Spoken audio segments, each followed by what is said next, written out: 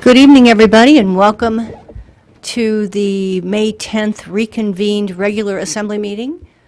We are in the Mona Lisa Drexler Assembly Chambers, and it's approximately 6 o'clock. And I'd like to call this meeting to order. For the record, we have Assembly Member Andrew Gray participating telephonically tonight due to an employment-related commitment, which is allowed by our Borough Code. So, Clerk, would you please call the roll? Thank you, Madam Chair. Mr. Lojeski. Here. Mr. Quist. Here. Mr. Tacky. Here. Mr. Cooper. Here. Ms. Major. Here. Mr. Roberts. Here. Mr. Gray. Here. Mr. Lawrence. Here. And we have with us City of North Pole Rep. Ms. Heading. Yes, she's here. Okay. And then we have School Board Rep. Ms. Dominique. Here. Ms. Dodge. Here. We have a quorum. Super. Thank you very much. So I'm going to give us a safety announcement so we know how to get out of here if we need to, should an emergency arise. We, of course, have the doors, the double doors we came in through. We would go straight out. We have a single door over here behind the post column, and another door here behind the column. This one go out and to your right. This one over here out and to your left. Okay, we have next an Employee of the Month proclamation. We're having a modified reconvene meeting tonight. So, Mr. Mayor, I hear that we have someone to recognize. We absolutely do have someone to recognize. It's the fun time when we do have an Employee of the Month program where employees pick somebody in our organization that they think is an outstanding employee and providing a high level of service in our community. So I don't choose this. This is fellow employees. And we do have Bobette McCurgan with us this evening, and I'd like to read the proclamation. Whereas each month, employees of the Fairbanks North Star Borough nominate a fellow employee to be recognized as Employee of the Month, and whereas Bobette McCurgan, Administrative Assistant 3 in the Public Works Department, began her employment with the Fairbanks North Star Borough in June 2010. Whereas in her position, she is renowned for her proactive, can-do attitude, always going the extra mile in her efforts to provide the best possible service to her fellow employees. And whereas Bobette diligently strives to expand her knowledge, never hesitating to take on a diverse range of tasks and assignments. And whereas Bobette has proven herself to be an organized, motivated, dependable, and knowledgeable employee who can handle any circumstance with ease and decorum. That's the important part. The decorum part. Whereas Bobette is a strong team player who never hesitates to jump in, take on a new challenge, and assist in the successful completion of a myriad of projects and assignments. And whereas Bobette's co-workers have expressed their high regard for the positive and enthusiastic manner in which she embraces every challenge, she's a pleasure to work with. And they are proud to have her on their team. So now, therefore, I, Carl W. Kessler, the mayor, and all that good stuff, proclaim Bobette McCurgan, Employee of the Month for May 2018. Congratulations.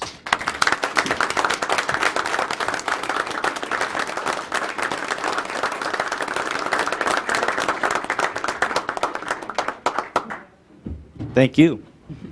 Thank you, and congratulations, Bobette. We appreciate all of your service and your... So that takes us to Special Orders Public Hearing, Ordinance Number 2018-20, which is an ordinance appropriating funds as listed for the fiscal year beginning July 1, 2018, ratifying fiscal policies and user fees, and levying taxes. The sponsor is Mayor Castle. It's on page 2 of our packet. There's a proposed substitute 2018-20.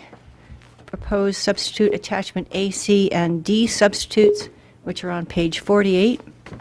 There's a Finance Committee recommendations on page 95. There'll be a test later to see if you know what page it's on. The public hearing was closed on May 3, 2018.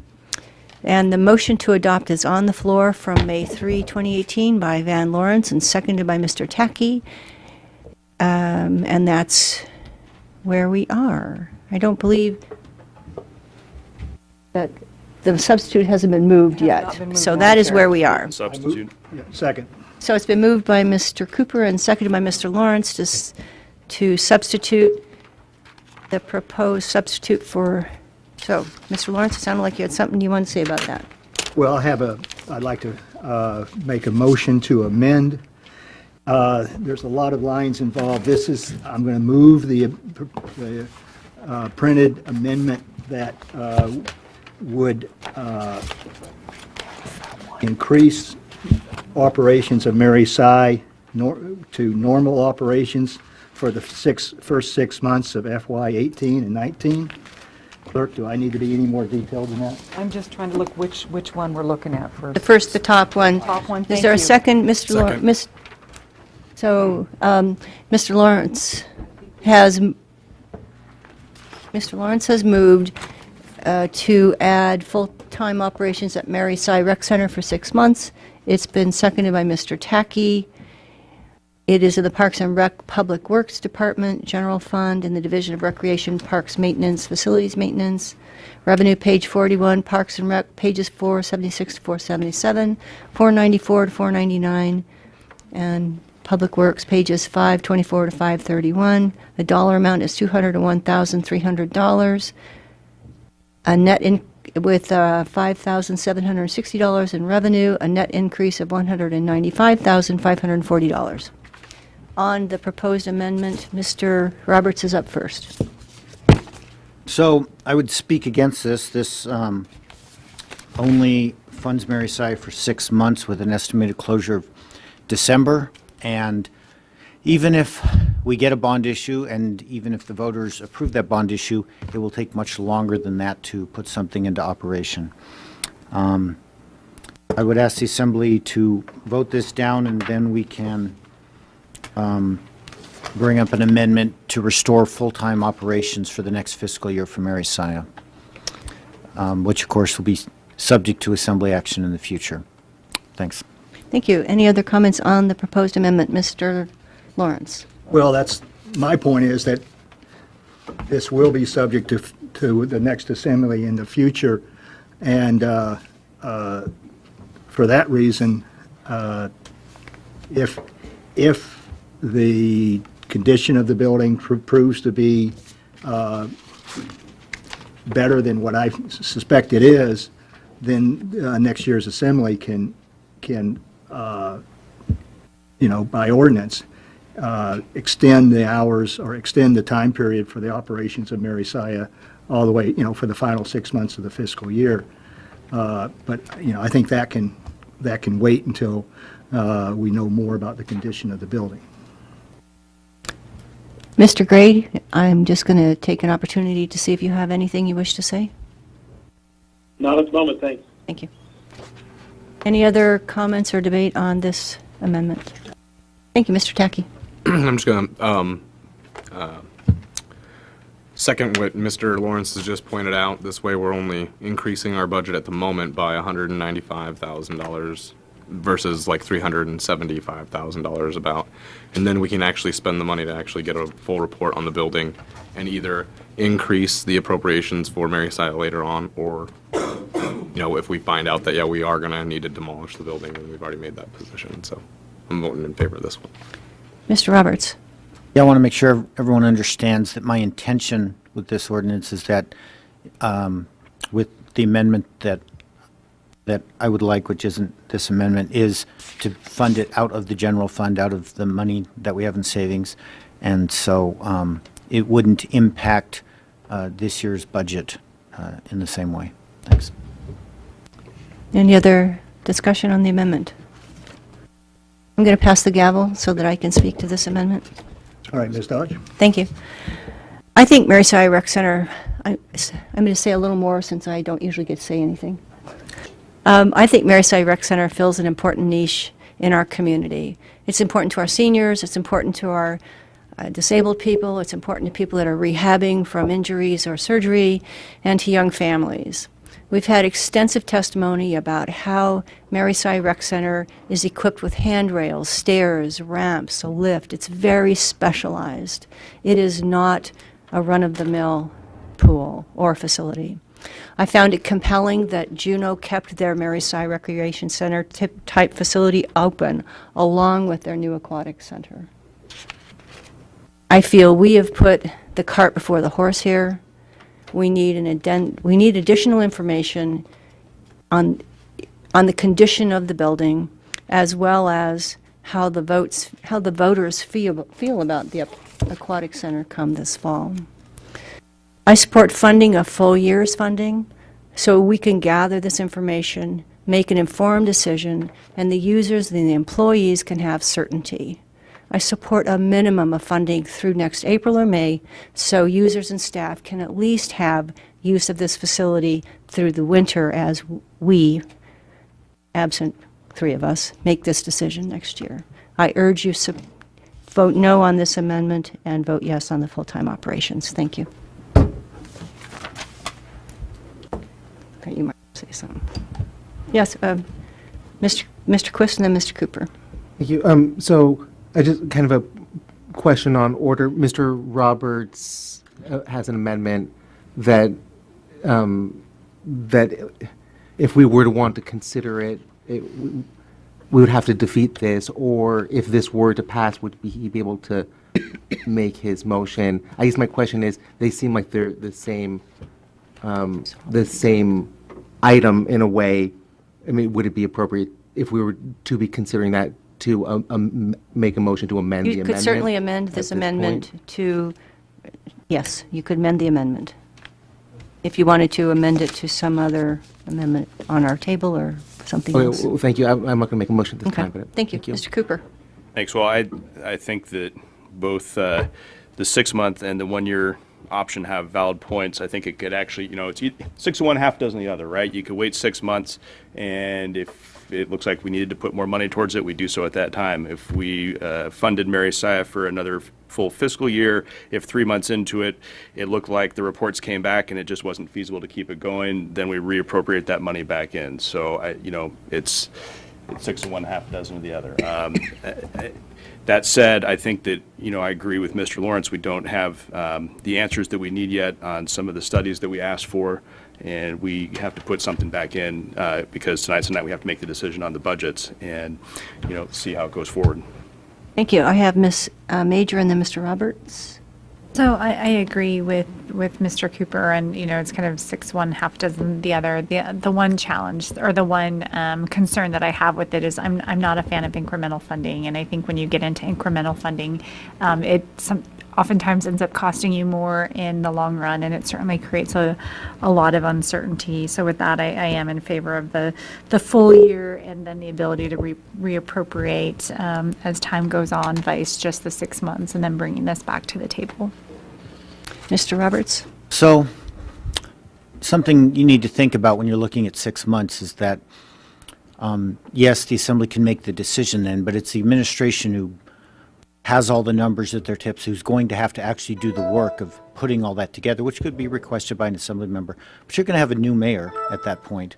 And so you're putting a brand-new mayor on the spot here to ramp up something right after he takes office if we're going to have it on our agenda by the December timeframe. And that's already tight because we have one meeting in November, one in December, and something can go wrong with a lack of a quorum or a bad notice, and suddenly you end up having to close the facility because you didn't put enough funding into it. So I speak against 6 months, and since it was mentioned that I do have the ability to put forward an amendment, I will go ahead and amend this amendment by adding to the budget motion that's labeled to add full-time operations at Mary Siah Rec Center, which has a net increase of $374,130, and it's to reinstate full-time normal operations at Mary Siah for the FY19 in the FY19 operating budget. Thank you. Is there a second? Second. Thank you. Seconded by Mr. Lejeski. Do you want to speak to this, or do you? I think I've said everything, but realize, just so the public understands, that on the table right now is the funding for the FY19 year for Mary Siah in full. And once we get done, because this is amendment to the amendment, I can't add any more to it, which maybe I should have just included that when I was doing it. But I have an intent to put some intent language in to have the administration know that our intent is to operate it for a full year, because there'll be a new mayor, and we don't know who's coming in and what they're looking at things, but we want to make sure they know the Assembly's intent with this. Thank you. And so, just for the record, what we have in front of us is an amendment to the amendment that increases the dollar amount to $385,660, a net increase of $374,130, and a net increase in revenues of $11,530. On the amendment to the amendment, Mr. Lawrence. Well, I oppose the amendment to the amendment, not strongly. I mean, Mr. Cooper's got it right. The decision's going to be, the final decision on this is going to be made, probably after I'm off the Assembly and he's off and Ms. Dodge is off. And when we have a new mayor, I think that decision's going to have to be made there. But I'd rather have a decision made in November or December as to how much to operate Mary Sy, simply because we'll know more then than we know now. And, obviously this budget is such that we're going to be using savings to operate Mary Sy, whether it's 6 months or a year, and I just would rather see us budget for 6 months so that the next Assembly and the next mayor can revisit the operations, what is the reasonable amount of operations for the building. Okay. Anything else on the amendment to the amendment? Yes, Mr. Wojciechowski. Well, I'm just wondering where this puts us, because the one thing that's coming up is the report that I believe the mayor is going forward with, the seismic analysis, and there might be something else there.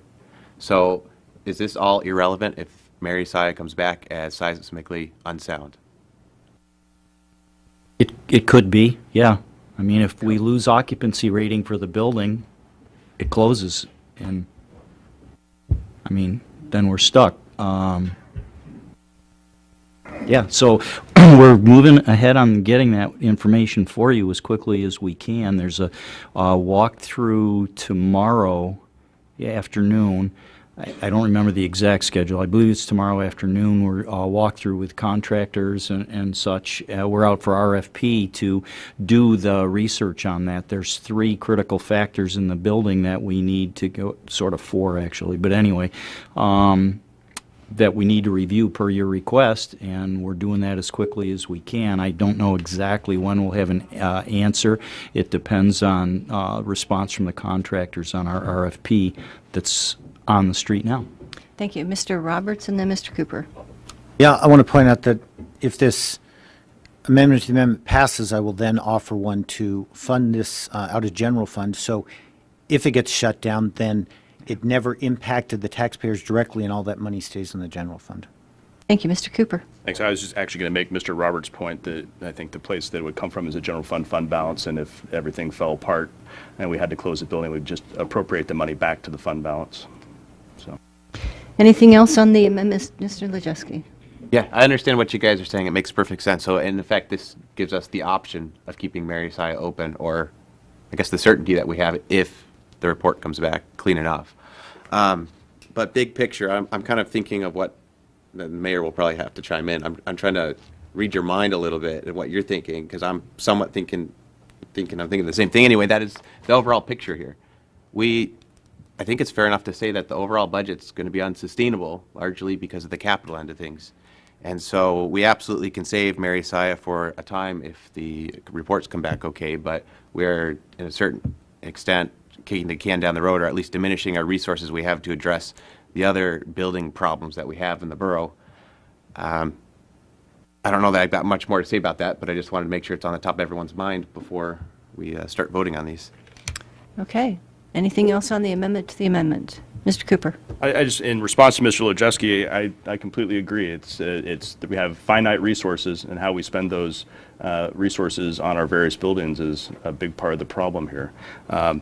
I think that I wanted to make one point, and it was something I think that Ms. Rosser sent in an email today, which was give us time to figure out how we can have a solution, right? And so I think we've got a very active, passionate group of people here who've expressed a lot of interest in finding ways to make this work going forward. And I think that we're going to be looking for your help in making this work too, because we certainly don't have all the resources in the world to make that happen. That's one of the great things about Fairbanks. A lot of people who care about a lot of things, right? And I think from my perspective too, through this process, we've learned a lot about the process. And as we deal with these difficult questions with more difficult buildings that need maintenance, like the Big Dipper, who are going to have a lot of passionate hockey players, and everybody has something in Fairbanks that they love, right? Anybody who's lived here, grown up here, loves something. There's something really special about Fairbanks, and those things get old and they fall apart, and not unlike me and some of us, right? And so we're going to have to figure out how to deal with that as a community. And I think that this process here with Mary Siah as the first attempt to tackle this problem has been challenging and a little bit painful at times, but we've learned, and we're just going to have to keep tackling it. So, thanks. Okay. Anything else on the amendment to the amendment? Seeing none, clerk, please call the roll, and it won't carry the main motion, or the main amendment. Thank you. Mr. Lojewski, Yes. Ms. Major, Yes. Mr. Roberts, Yes? Mr. Gray, Yes. Mr. Tacky, Yes. Mr. Quist, Yes.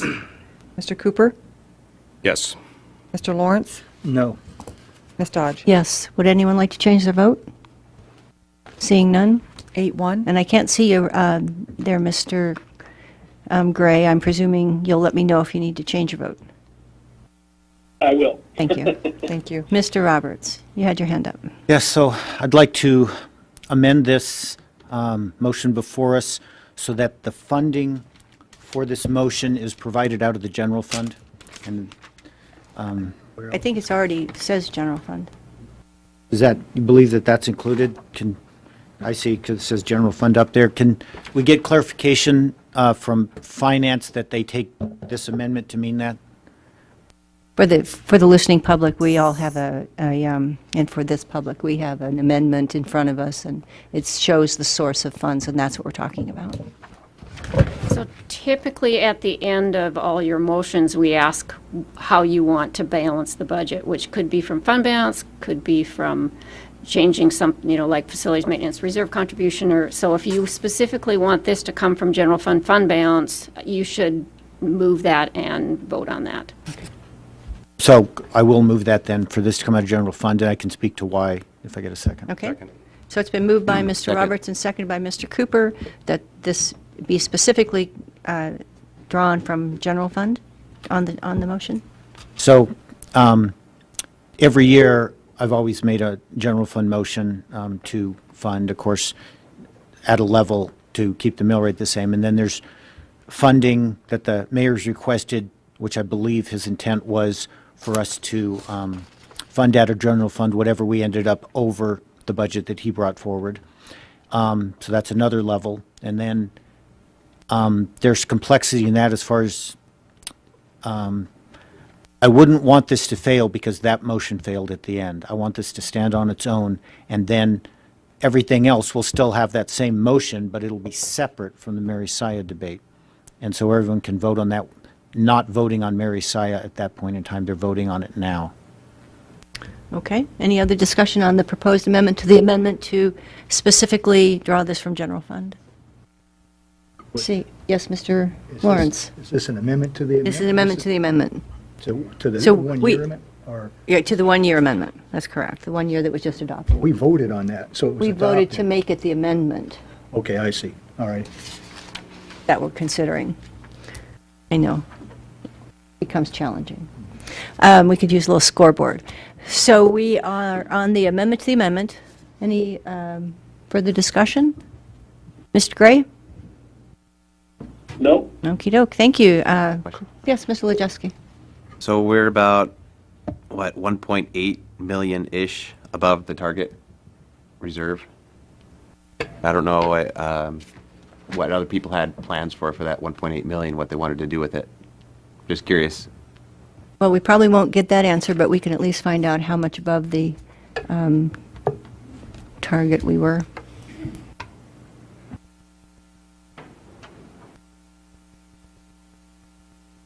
That answer might come later after we finish with the amendment. I just realized I don't have the most current one. I don't have your actions from the April meetings. I apologize. I'll look it up online and get you an answer. Thank you. I was going to, Yes, Mr. Cooper. I don't know if this helps, Ms. Brady. We received a updated fund balance report today. Right. It's the one. It's $25,194,307. It's a little over 2. And the target reserve amount is $23,040,799. Okay, thank you. Anything else on the proposed amendment to the amendment? Seeing none, clerk, I think we're ready to vote. Mr. Quist? Yes. Mr. Gray? Yes. Mr. Tacky? Yes. Mr. Cooper? Yes. Ms. Major? Yes. Mr. Roberts? Yes? Mr. Lojeski? Yes. Mr. Lawrence? Yes. Ms. Dodge? Yes. Would anyone like to change their vote? Seeing none, 9-0. thank you. Mr. Gray, I'm assuming that you'll tell me if you want to. Of course. Okay. So that takes us back to the amendment as amended. Mr. Roberts. So, had passed out a piece of paper with an intent statement on there. I move to attach this intent statement to attachment D under Parks and Recreation, and it says, "It is the intent of the Assembly that the administration operate the Mary Siah Recreation Center facility for the FY19 year unless an alternative is approved by the Assembly." There a second to Mr. Roberts' proposed intent statement? Second. Thank you. Seconded by Mr. Lojeski. Thank you. So it's been moved and seconded that we add an intent statement that it is the intent of the Assembly that the administration operate the Mary Siah Recreation Center facility for the FY19 year unless an alternative is approved by the Assembly. Mr. Roberts, on the anything Yes. else you wish to add? So this is really, while this mayor knows our intent is he's sitting in this room, we'll have a new one come this fall, and we want to make sure that this is on paper and publicly known that the intent of the Assembly in putting this money in was that it would keep operating, since it would be possible to put the money in and then still have it not operated. So that's all this is. Thank you. Any other? Yes, Mr. Lawrence. Well, the wording, unless an alternative is approved by the Assembly, what if the tests that are going to be conducted for the next few weeks show that the building is dangerous and not occupied, should not be occupied? Are you suggesting that it's our intent that they keep operating throughout the entire fiscal year anyway? No. My intent is that the Assembly would then take action, and so they might call a special meeting.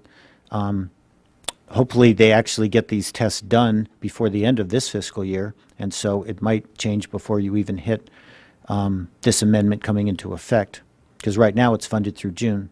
And in fact, this amendment is only for the FY19 year, so if he got these tests and found something catastrophic before the end of June, then this wouldn't tie the administration's hands. In fact, it's intent language, and technically, I'm not sure it ties their hands anyway, but I wanted to put it out there. Well, Yes, Mr. Lawrence. I don't know. Well, assuming that the administration is at least somewhat bound by the intent language, how does it, simply because this intent language becomes undoable if tests show that the building shouldn't be occupied, how does that solve the problem? The intent language is still going to be in the budget. So, okay, I guess I might be missing what you're saying, because the Assembly can take action, but I would also point out that there are emergency situations in life that happen that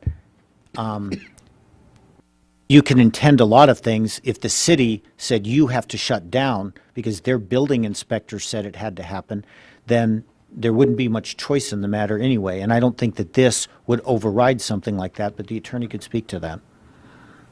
Yeah, that's correct. I mean, frankly, the intent statement and even the funds don't require that the facility be operated. I mean, the administration could decide it is going to close at certain days of the week, things like that. I mean, those are typically not legislative matters, they're administrative matters. Mr. Mayor. Yeah, I have absolutely every intent of doing just what you are requesting to do. So we will give it our best faith effort to operate the facility, and that's fine. We will do that. And if something comes up that's an issue from any of these reports, if it's a small issue, we can chat about it. And if it's a major, if the city inspector does pull our occupancy rating, we'll, depending on whether or not he gives us any time, we'll keep it open as long as we possibly can, and I'll come back to you with information as quickly as it's available. Any other questions or discussion on the, yes, Mr. Quist? Thank you. I'm curious as to why this is really necessary. I mean, it seems to me that if we adopt the amendment, as we've already amended it, and then adopt the budget, including funding to operate the facility in FY19, to me, I mean, that is a stronger statement than an intent statement. And I would like to think that the administration, when assemblies a budget money in a certain way, see that as an intent for that money to be used in that way. So, I mean, I don't disagree with the message, but I don't see that it's particularly necessary, so I won't be voting for it. Okay, anything else on the proposed amendment to the amendment? Mr. Roberts? Yeah, I think it's important that not just the administration, but the public knows our intent, and that they know this passed, and if a future administrator decides to go down a different path, that they'll have something to bring up about what our intent was, and I'm sure the attorneys will bring it up with them too, and finance and all that. But I wanted to get this out there publicly that this is what we're doing, and but again, making sure that the assembly can change their mind if they find out something needs to be done in the future. Okay. Are we ready to vote on the amendment to the amendment that adopts the intent statement that has been proposed by Mr. Roberts? I think we're ready, Clerk. Ms. Major? Yes. Mr. Wojciechowski? Yes. Mr. Roberts? Yes? Mr. Tacky? Yes. Mr. Gray? Yes. Mr. Cooper? Yes. Mr. Quist? No. Mr. Lawrence? No. Ms. Dodge? Yes. Would anyone like to change their vote? Seeing none? 7-0. We are back. 7-2. Thank you. We are back to the amendment as amended. Anything else on this amendment? Or are we ready to vote on it? Clerk, we look, oh, Mr. Wojciechowski. Well, I just wonder where we're going to be at 12 months from now. I don't want to see the same thing repeat itself and have everyone, all the Mary Siah users coming out and say, hey, we're on the chopping block, save us again. I don't know exactly what the solution is. I've brought it up before. I kind of would love to see a nonprofit come in and take the facility over and run it. But if this happens every year, that's not right for anybody. And I don't know if others have thoughts on it that they would like to share, but I am thinking about what's happening in 12 months from now with Mary Siah. Anybody else on the amendment? Mr. Gray? No. Okay, thank you. Clerk, I think Not a we're... vote. Okay, very good. I'm glad you clarified that. Clerk, please call the roll on the amendment as amended. Yes, yes, What is the Mr.? amendment? The amendment has taken this, the amendment would fund Mary Siah Rec Center for 1 year at full operations. It would specify that it comes from general fund, and it would have the intent language that it is the intent of the Assembly of the Administration operate Mary Siah Rec Center for the fiscal year 19 unless an alternative is approved by the Assembly. So that's the amendment as amended in front of us. Thank you. Clerk, please call the roll. Thank you, Mr. Cooper? Yes. Mr. Quist? Yes. Mr. Wojciechowski? Yes. Mr. Tacky? Yes. Mr. Roberts? Yes? Mr. Gray? Yes. Ms. Major? Yes. Mr. Lawrence? Yes. Ms. Dodge? Yes. Would anyone like to change their vote?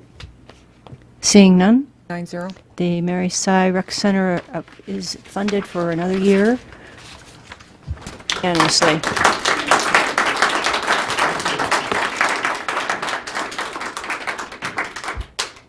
Okay. Does anyone have, and Mr. Roberts? So, another sheet in front of you.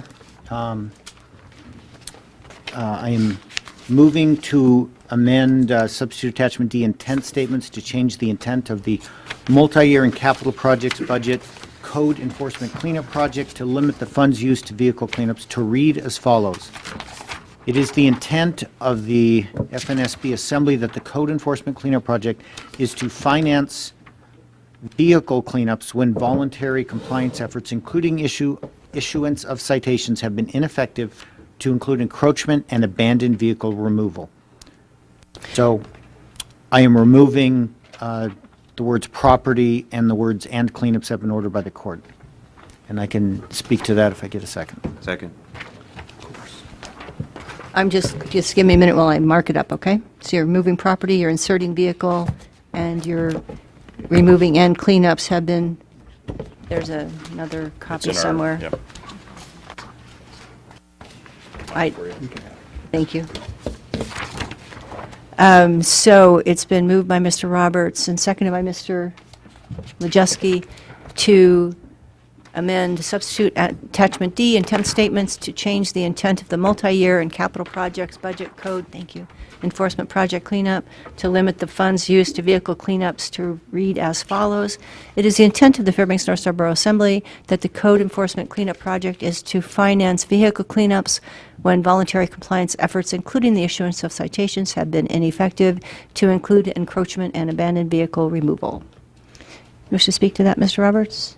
Yes. So this cleanup project fund came up in the assembly meeting for 100,000, which was then reduced to 20, and it was stated a large part of the intent was that since we started with a resolution a year or two ago, increasing the amount of enforcement against properties called junkyards and those kind of zoning enforcement projects, that they wanted to be able to clean up a property if the time came when they've moved through the court system and to be able to do it. And then also they mentioned that they wanted to be able to remove cars from public right-of-ways, that they were able to do it, and maybe some other vehicle cleanups that people dump a vehicle on borough property or something like that. So obviously with this amendment, I'm saying I have no problem with the vehicle cleanups. Property is a much larger issue. I was talking to Mr. Satley. There's an often spoke about thing that happened 20, 30 years ago when we went after a junkyard owner, and the borough went all the way through this long process, went all the way through the court system, got permission to go clean up his property, to take his property, basically, you're taking his property.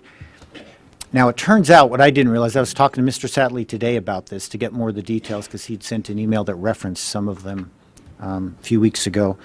And it turns out it wasn't general use property that this was. So it actually was legal to have a junkyard there. But his only problem was he didn't have a fence, which kind of goes beyond zoning. You can't be grandfathered for not having a fence, basically. So he's required to put a fence up, but he wouldn't do that. Now, one thing I was thinking about with that is just, maybe it's cheaper sometimes to put a fence up than it is to clean all the property off. I don't know. But just thinking about how you spend that money, he was talking about the decisions the assembly had to make, that they were approached with this deal that, we were going to try to clean it up and we're going to try to bill them through the PFD, or we go to try to do a garnishment, and we try to eventually recover that money over many years, it seemed like. And so they were presented with this, the assembly, and the assembly didn't want to go through this very complex process, unsure of what would actually result and if we'd ever see any money back. So it wasn't just about spending money, which is what's often brought up, is how the assembly didn't want to spend the money. It's much more complex than that when the assembly was faced with it 30 years ago. They had a lot of different questions on it, and he was bringing up these concerns to me. And I'm bringing all that up just to make the point that these properties can be complex, and especially with our very broad definition of junkyards that we have in code that hasn't been looked at since the 80s. When this assembly passed the resolution saying we want more enforcement, they talked about how we would revisit code and make sure that we're enforcing what we want to enforce, that The code is where we want it. But that's never been done with junkyards. But yet that's the one we're getting the most complaints and we're looking at doing action on. What would happen is if we put this fund in and some more money got in there, enough to actually fund a cleanup, which would be more than the 20,000 in it, is that could all be done without the assembly ever knowing about it. The one possible notice they might get is that the attorney might inform us when we go into court to take the owner to court. We'd just get a notice of that. But otherwise, we'd find out about all the property being taken when we read about it in the paper. So the assembly would be giving up their discretion in that case and their responsibility to evaluate those facts with these cases. So what I think needs to happen, the proper procedure, is if somebody wants to do this and create a fund for this purpose, for the purpose of the property cleanups, they need to bring an ordinance forward. Right now, this fund has no parameters. That intent, which I'm modifying a little, that's it. There's no rules on this fund, even like where the money goes back, or that maybe the money we recover from the owner after a court case goes back in the cleanup fund. There's no rules here except our own standard rules for handling funds. So we need to have some consideration of that. And I would see in that ordinance that you'd at least want a memorandum to the assembly that this is going to happen, that somebody could pull off the consent agenda if it was on there and talk about it during a meeting and have a discussion and get the facts from the administration. So it's not just happening. We are responsible for knowing what's going on. And in the almost 6 years I've been on the assembly, it's always saddened me when I find out about something by reading it in the paper or somebody calling me that I should have known about. And this administration's been very good at trying to inform us ahead of time. But we've had plenty of those cases where we've found out after the fact about things. So I don't think that the assembly should jump into abdicating their responsibility. But what this is about is the process involved with that. If somebody wants to do this and do a property cleanup, which it kind of seemed like the majority assembly wanted to do, they should bring forth an ordinance that lays out the parameters needed. And maybe we should also bring forth something to look at the junkyard code to make sure it's where we want it before we go down this road. This is a major road. Most people don't understand how little amount of property on your property makes you a junkyard in this town. There's a lot of people who would qualify. I'm not going to mention any names, but I'm just saying, there's a lot of people out there. And so we need to be very careful. We're going to have a new administration. We don't know what direction that's going to go. And the assembly should be responsible to put good parameters in there. So for now, I just want to take this cleanup fund, make it about vehicles, and the assembly can modify it later or create a different fund, but they can put some parameters on it and bring that forward at a later date. We'll have public hearing on it. We can have a big discussion because that's the way we should be doing things. Thanks. Thank you. I have Mr. Cooper, Mr. Tacky, and then Mr. Lawrence. Question for Ms. Dolan. Before the borough tried to get a court order to enforce a citation or some kind of injunction to remove property, would you need assembly approval to do that, or would you be able to do that on your own? No, so the way Title I works, we don't give more than 2 citations in a calendar year, and after 2, then they're supposed to refer it to legal for different action, which would be the filing of an injunction. Actually, your code doesn't require me to notify you. It requires the mayor to notify you of non-routine litigation. So we could file, and then the mayor could notify you, but we would get our authority from the administration before filing. Right, and so that would be a situation where the administration would notify us, but we wouldn't necessarily approve it. Correct. Okay. I guess, and if I comment, I think that I understand where Mr. Roberts is going here, but I think that property is the right thing to be cleaning up because we're actually taking the car off the property and hauling it away. So we're cleaning up the property, not the vehicle. I like having court orders in there because it's actually more due process to have a court say that you got to remove it than even just us. And I guess the thing I wouldn't be opposed to would be adding language in that says after approval by the assembly or something like that. So I guess I'd speak against the amendment in its current form, but would be opening to adding some language that gave the assembly more authority. Ms. Dahl? Yeah.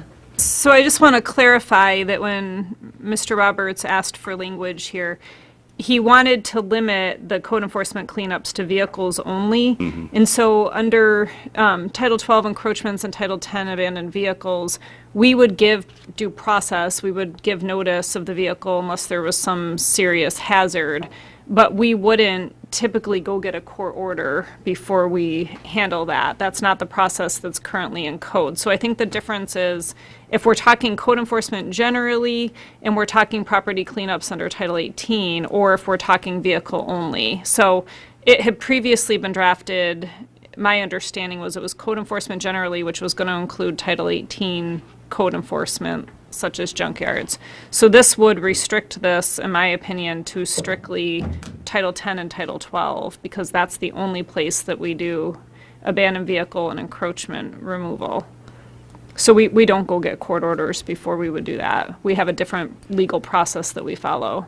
I guess I was looking at the language that Mr. Roberts proposes to remove in parentheses or brackets, and cleanups have been ordered by the court. I've reviewed that as both requirements having had to have been met before the funds could be used for cleanup. So not only would they have to, citations been ineffective, but a court order had been issued by the court before we could use the fund. So that would be the case if we were doing it as the code enforcement cleanup of property. So in other words, we're going on someone else's property, we would go get a court order before we do that. But if he's limiting this to encroachment and abandoned vehicle removal, we wouldn't be going and getting court orders first. Those requirements in our code are basically you're within 10 feet of a travel roadway or you're interfering with the proper use of a roadway. So we have due process and notice requirements that we have to give, but a court order wouldn't be part of our procedure. Yep. Okay. Thanks. Okay, I have Mr. Tacky, then Mr. Lawrence, then Ms. Major. I'm speaking against the amendment as well, and it was pretty much directly along the same lines as what Mr. Cooper was just about to point out, or had just pointed out. It feels a little interesting that it would be cleaning up property before having a court order, but after hearing Ms. Dolan, I'm good. Okay, Mr. Lawrence and then Ms. Major. You know, I would remind this assembly that this is a legislative body, and this legislative body in the past has passed code, passed ordinances prohibiting junkyards and defining junkyards. And, you know, just for the record, a junkyard means the use of more than 1,000 square feet of a lot or parcels under common ownership for a salvage operation, including but not limited to the storage or sale of junk or the collection, dismantlement, storage, or salvage of junk. I don't know if we need to work on that definition or not, but the point is, our role is to provide for rules as to how people can use their property, and it's up to the executive branch, up to the administration to enforce those rules. That's not what we're called to do. We've done so with junkyards, or this is, you know, prior assemblies have, and we can always change the definition if we feel like it. But, you know, I would point out that of all the complaints about property use that are lodged with this borough, 80% of them are junkyards. I mean, that's by far the biggest problem in the eyes of the members of this community. It's junkyards. And to not address dealing with them, I think is irresponsible and counter to what you know, what the people want and what the law says. Now, this morning I got a call from a constituent who lives next to the junkyard that we're talking about, that was litigated 20 years ago and went all the way to the Supreme Court. The borough prevailed. They had every right to clean, to remove the junk from the owner's property. According to Ms. Dolan, the neighbors had offered to contribute $15,000 to help with the cleanup costs, and we're looking to the borough to pay the balance, which is about $15,000 more. And the assembly voted no, which, you know, I don't get, but I know that this constituent I talked to today has been looking at that junkyard for 20 years, and he's had it. He's totally fed up with it. And so, you know, I certainly strongly vote against this amendment. I think it was a mistake not to leave $100,000 in this fund, because we need to address junkyards. We really do. It's the biggest property, land use problem in the borough by far. I have Ms. Major, Mr. Roberts, and Mr. Mayor. So I guess my question is really whether it's for Ms. Dolan or for the mayor. My concern would be removal of the term property and replace it with the term vehicle, and whether or not that would restrict then if other legitimate items need to be removed that might be of a significant size or stature that if that would, if this intent language would prevent that from happening, and then whether or not also included would be any, ground contamination or any, environmental, if it's a vehicle that's leaked, if this is just restricted to vehicles, then would it limit the ability to do some additional cleanup that might be necessary? So to answer your first part, we would take the intent statement as this is how this fund is supposed to be used, and it would be limited to vehicles. As to the second part, this fund was never, I don't think, intended to do the environmental cleanup. It's not really our role. Our code doesn't require those types of things, so that would be a DEC type function, not ours. So if you saw a big oil leak or something under when the vehicle was picked up, then that would just go to a different altogether process. Correct, we wouldn't do that cleanup. Okay, thank you. I have Mr. Roberts and then Mr. Mayor. So, couple members were talking about the vehicle cleanups, and it almost sounded like they thought that we would be going onto other people's properties to take these off. And we might if their property happens to be next to a right-of-way, I mean, if it's right next to it. But, and the attorney can correct me here, but I don't think this language here, I don't think our code allows us to go onto property, not counting when we're dealing with the right-of-way issue, and take a vehicle off that property, even if it's a junk vehicle. That would come under the junkyard ordinances if it qualified with 1,000 square foot, which isn't hard to get to with vehicles. And so, unless the attorney says that I'm looking at it wrong, I'm thinking this only means vehicles that are interfering in the right-of-way or they're abandoned vehicles on our property. That's what, in my head, I was thinking of, and so if the attorney wants to clarify if there's anything more. No, I think you're correct. All right. So I just want to make sure that that was clear, because it didn't sound like from some of the statements that people realized that. So I guess what I'll say is that doing all this in this little intent paragraph, creating this whole fund, it's not the right way to do. It's a sloppy way to do something of such impact. We're taking people's property and livelihood. Some people have got some heavy equipment lying around that people consider junk. Okay? I mean, I went to Alaska Land yesterday. I walked through Alaska Land, showing my wife all the old pieces of equipment there. Technically, those are junk. Okay? I like them being there, and I'm not going to complain.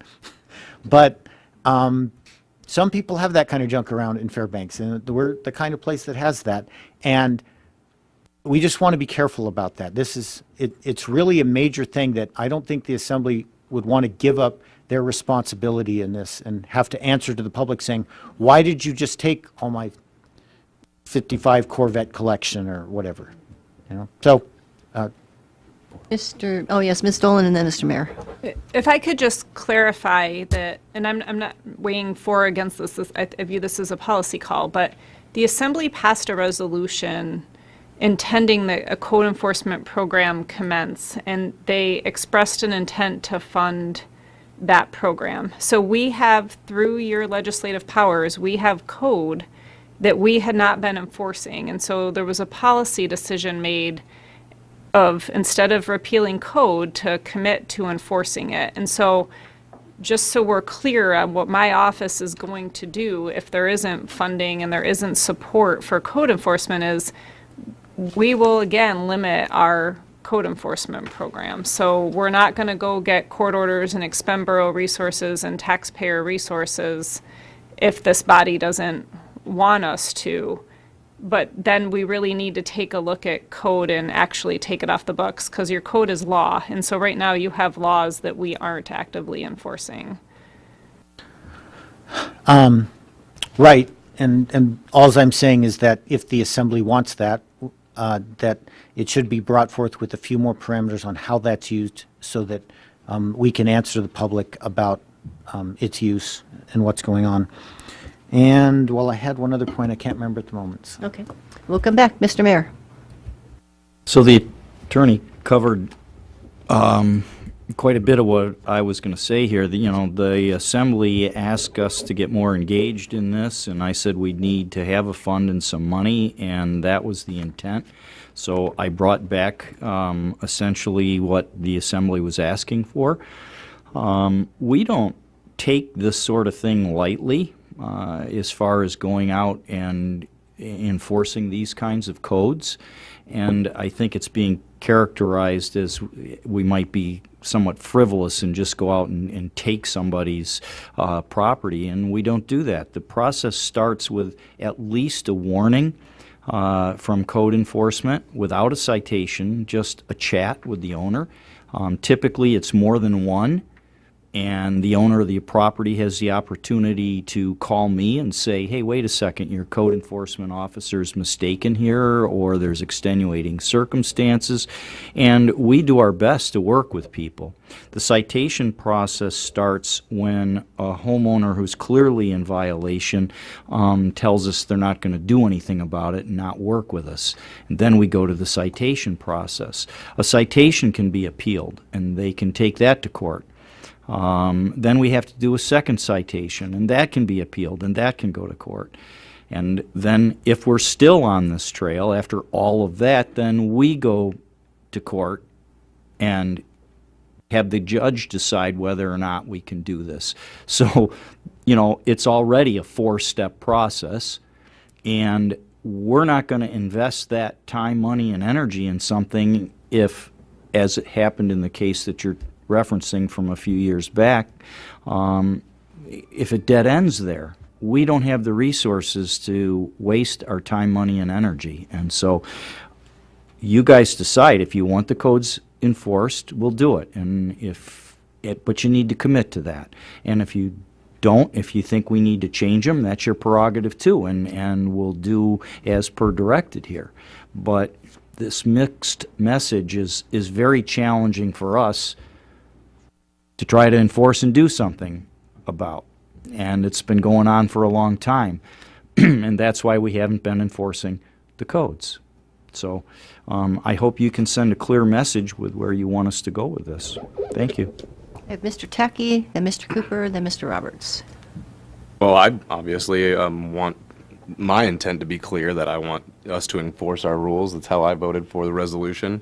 I'm a little dismayed by the mischaracterization that Mr. Roberts puts forth that we're going to come out and steal people's property after the fact that there has to be a court order that we have right here. It says, and cleanups have been ordered by the court. That means the judicial branch has weighed in on this and the fact that you haven't followed the zoning codes of your community in which you chose to live. So I am definitely voting against this amendment, and I would urge the rest of this assembly to do so if you voted for the resolution that we had passed earlier this year.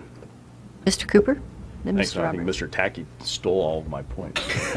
As one of the proponents of the resolution setting a priority for code enforcement, obviously I think that, and I said it then and I'll say it now, either we enforce the code that we have or we take that code off the books. I mean, there's no sense in having code that we don't enforce or don't follow. It creates a lot more problems than not having it in the first place, I guess. So I agree with the mayor. We have to, if we're going to take the position that we're going to enforce the code we have to have the funds to do that. And then I just, Mr. Roberts made a clarifying point that this isn't going onto people's property and taking their property. This is cleaning up stuff that's in an encroachment or in a right-of-way or on abandoned on borough property, and then made an impassioned argument about taking stuff that was on people's property. So I just want to be clear that this is, if you leave your car in the middle of the road and it's blocking the ability of a fire truck to go down, I absolutely think we should put resources to getting that car out of the way. If you abandon property someplace it's not supposed to be, we absolutely should spend resources to get it out of the way. So I don't support the amendment at this point. Thank you. Mr. Roberts. So the point that I'd forgotten before is I just wanted to clarify what I think Mr. Lawrence meant, and that is when he's talking 80% of complaints, which I don't know if that's the number, but I would take that for the sake of argument because I can't remember what the number is, but that would be of Title 18 complaints. code enforcement. I'm sure that doesn't include animal control and all the other enforcement type complaints. But so I would point out that this isn't about whether or not we should enforce the junkyard code. Okay, everyone, I talked at length when we did the resolution about the problems with the junkyard code, and Mr. Sadley's talked a lot about that and given a lot of testimony on that. But that's not what this is about. This is about how does the assembly do its business? What kind of oversight are we doing? How are we setting up something that's so monumental? You're talking destroying people's lives when you take their property. For some people, and we've had the witnesses here, that's their asset. That's what they've got. They've got that heavy equipment, and that's all they have that's worth something. And they could maybe sell that someday and get the money they need in their retirement years when they're not using that equipment anymore. It is a taking, and because you're not paying them for their property, you're taking it and they get nothing. Okay, so yeah, sure, the court ordered it, but that doesn't make it not a taking. Okay, you take their property and they get nothing. But what I'm doing with this amendment is taking it down to vehicles that are encroaching, getting in people's way, not on their own property. The junkyard ordinance is about property on your property. And I'm saying we shouldn't go in there without the assembly at least knowing about it and being able to say, no, there's something going on here, and being able to get testimony, like if we had a memo on the agenda or something. But otherwise, all we're going to get is maybe the guy will send us an angry email, or maybe we'll read about it in the paper. It's just not the right way to do this, to on the fly set up this fund, which was done as an amendment to the budget. It didn't even come in the budget. It was amended into the budget as we went. So if you believe in code enforcement, which is not what this amendment's about, then bring up an ordinance later to create this fund with the right parameters so that we're doing government right and we're just not throwing something out there like mud on the wall, hoping it'll stick because we want this end result. Sure, you want the end result. We all want everyone to have these nice clean yards. I sure wish I could do better on mine, but I work at it. We all want that, but how do you achieve that? There's a right way and a wrong way, and just throwing it to administrator, which is going to change out in 6 months. We have no idea who's coming along and saying, we're going to totally trust you to just handle this, and because we don't want to touch it anymore. We created the code, you go deal with it. We should never be that hands-off. We should always have some skin in the game, and we should always be paying attention, even if that skin in the game is just our time, because we're having to take the energy to have public hearing on the issue or even have it on the consent agenda so people can come testify on it. Thanks. Okay, I don't have anyone else on my list. Mr. Quist. Thank you. I'd speak against this amendment, and I feel like the amendment sponsor is conflating these two issues again of the issue of having vehicles in a public right-of-way versus the issue of junk on somebody's private property, and the two distinctly different processes. And there's a strong implication, or I'm sure Mr. Roberts will correct me if I'm misunderstanding, but I'm getting the implication that we're somehow, if we don't adopt this amendment, we're somehow endorsing the taking of private property from private citizens off of their own private property without due process. And I feel that that's a mischaracterization. Thank you. I think, Mr. Gray, is your hand raised? He's sending me, he's trying to let me No. know. Okay, thank you. My points have been thoroughly made. Thank you. Okay, thank you. Mr. Lawrence's hand is raised then. Well, with regards to junkyards, and this assembly really hasn't, I haven't dealt with the issue that I can recall all that much, but first of all, junkyards are prohibited in certain zones, residential zones. I think they're totally prohibited, but elsewhere, they're allowed as long as there's a screen, as long as there's a fence that will prevent, that will obscure the personal property from neighbors. And so we're talking about a property, if we have to cite and then take a property owner to court to get an injunction requiring them to remove the property or allowing the borough to do so, we're talking about a person who refused to put up a fence. And I don't really have much sympathy for that. If they're in the business of selling junk, then have them put up a fence. That's all it takes. That's what the code requires, is putting up a fence. We're talking about the people who don't want to put up a fence.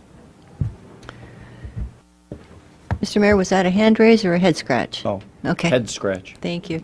Anybody else on this proposed amendment to the intent language? Seeing none, clerk, I think we're ready to vote. Mr. Gray? No. Mr. Cooper? No. Ms. Major? No. Mr. Quist? No. Mr. Lojeski? Yes. Mr. Roberts? Yes. Mr. Tacky? No. Mr. Lawrence? No. Ms. Dodge? No. Would anyone like to change their vote? Seeing none, 2-7. it fails 2-7.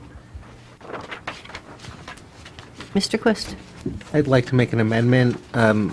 Appendix E, user fee schedule, page 757, library services. I'd like to move to delete practice piano fee.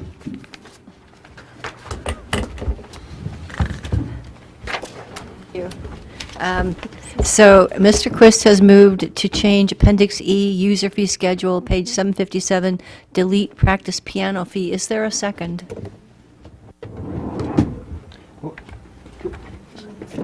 What's the amount of the fee?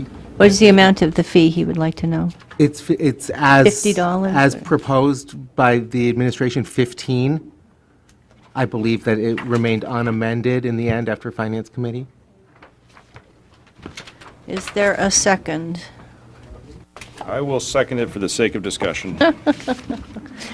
For the listening audience and those of you in the room, we spent an hour and a half on this? 48 minutes. 48 minutes earlier, but apparently we have another few to spend. Thank you for allowing me to make the motion. I appreciate it. I think this is important enough that we can at least spend a few more Absolutely. minutes discussing it. As was mentioned, we had a very robust discussion on this in Finance Committee. And so just, I'll briefly sum up for everybody else who's not as close to this as we are. The administration has proposed in the FY19 budget a couple of changes to user fees and library services, one of which is to add a $15 fee for use of the practice piano, which is in the conference room there. There's currently no fee for its use. It gets used a couple of times a day. We talked about amending it out or amending it down. So the reason I'm making this motion is, because, I mean, it was pretty clearly established that this $15 fee is going to basically prohibit the use of the practice piano by the vast majority of the people who do use it. And it's not going to really increase revenue to the borough that much, because we also learned that there's a significant cost with collecting this type of fee that's like somewhere in the ballpark of like $7 or $10. So we are otherwise in the same budget increasing the fee to rent that same room. So if you wanted to reserve that room to like lock down your practice time, you could do that, and that would cost you $25. What I'm proposing is, that stays, but the practice piano fee itself goes away, so that if the room's not otherwise being used, that somebody can use the piano without having to pay the $15 fee. One thing that you won't see on your schedule here, but you might recall from Finance Committee, we did amend to include language that said specifically if somebody has paid to reserve the room, they don't then need to pay on top of that to reserve the piano. So, I mean, just to sum up, I feel like this fee is so high that you might as well not have a practice piano there. And the ideal solution would be to find ways to charge smaller amounts of money that are more appropriate to this. If you look at our other fees, I mean, it just doesn't make sense when you can rent a pool for $30, including lifeguards, but you have to pay like $15 to use a piano. Anyways, so that's it. Just moving to delete it. Thank you for the opportunity. Thank you, and please, I want to be clear, my comment was certainly not meant to demean the importance of having this conversation. And for the Assembly members and public, this is on page 82 of our packet, substitute attachment C, user fee schedule. And is there any other discussion, Mr. On deleting the piano practice fee?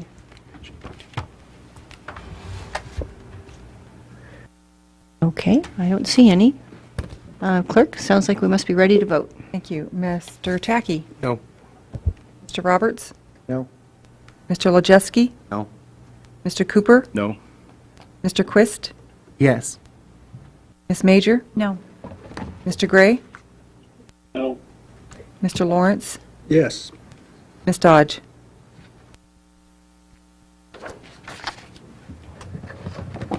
Yes. Would anyone like to change their vote? Seeing none, 3-6. the proposed amendment fails 3-6. Any other? Yes, Mr. Quist. I'd like to make another motion, if I may. The clerk distributed it a minute ago. I would like to move this for the solid waste disposal division budget. I'd like to move to amend on pages 559 to 567 by reinstating all proposed decreases with, quote, solid waste efficiencies and cost savings reductions listed in column T, which decreases line 14 by 60,200, line 15 by 25,760, line 19 by $69,960, line 20 by 37,780, line 21 by 16,150, line 22 by 7,070, line 32 by 73,300, line 60 by 31,000, line 62 by 18,000, line 66 by 20,000, and line 77 by $106,000 for a total decrease of $465,220, and to allow the Financial Services Department to make any changes necessary to reflect the intent of reinstating all lines with, quote, solid waste efficiencies and cost savings reductions. Okay, so Second. Mr. Quist has moved and Mr. Gray has seconded to amend back in the solid waste disposal division budget monies that were removed, that were essentially closing. He wants to add it back in, and this would result in the closure of the transfer sites and the dump on Sunday and Monday, I presume. Yeah, I could speak to this. Thank you. Yes, Mr. Quist. So, thank you for the second, Mr. Gray. So what I'm proposing is that we amend back in, so we had a lengthy discussion in Finance Committee about this as well, came out of that 5-4. I don't imagine that changing, but I think this is a great idea, and I think that this is a good venue for it as well. It's a more public venue than our Finance Committee. So what this would do is it would, this is for solid waste division, so this is for the dump. So this has like a kind of a ripple effect to the transfer stations, but is this motion's limited to solid waste, and what it would do is change the budgeting so that the solid waste collection would be on a 5-day schedule. The memo we have a memo dated from the 1st from the administration that kind of goes into this into more detail that we had requested in our Finance Committee meeting. As a result of the 5-day schedule at the dump, there are quite a bit of savings, which are detailed here and we've heard about. And then for and then again, for those who might not be as familiar with this as us, so then as a result of the dump being on a 5-day schedule, that would limit the ability for the transfer sites to be open, and would result in what's proposed in a 6-day schedule at the transfer sites, like a Monday through Saturday schedule. We've talked about it a lot more in the memo. I think explains it very well. So that's all I have at the moment. Thank you. Thank you. I have Mr. Roberts, Mr. Tackey, Mr. Cooper, and Mr. Lawrence. Mr. Roberts.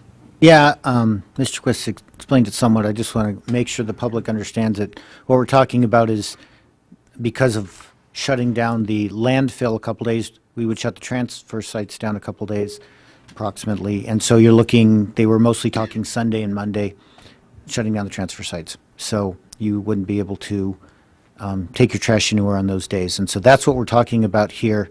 And I feel that since that's the most used service the borough does, almost 100% of the people use that service, and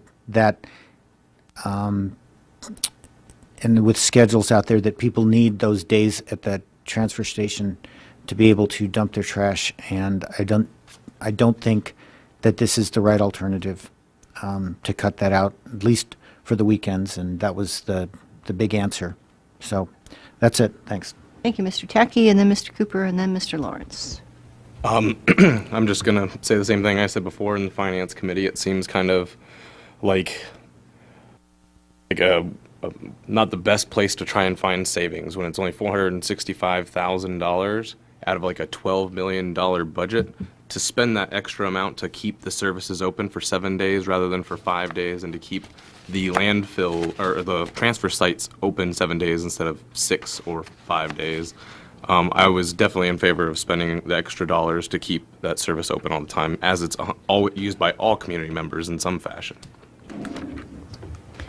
Mr. Cooper. Thanks.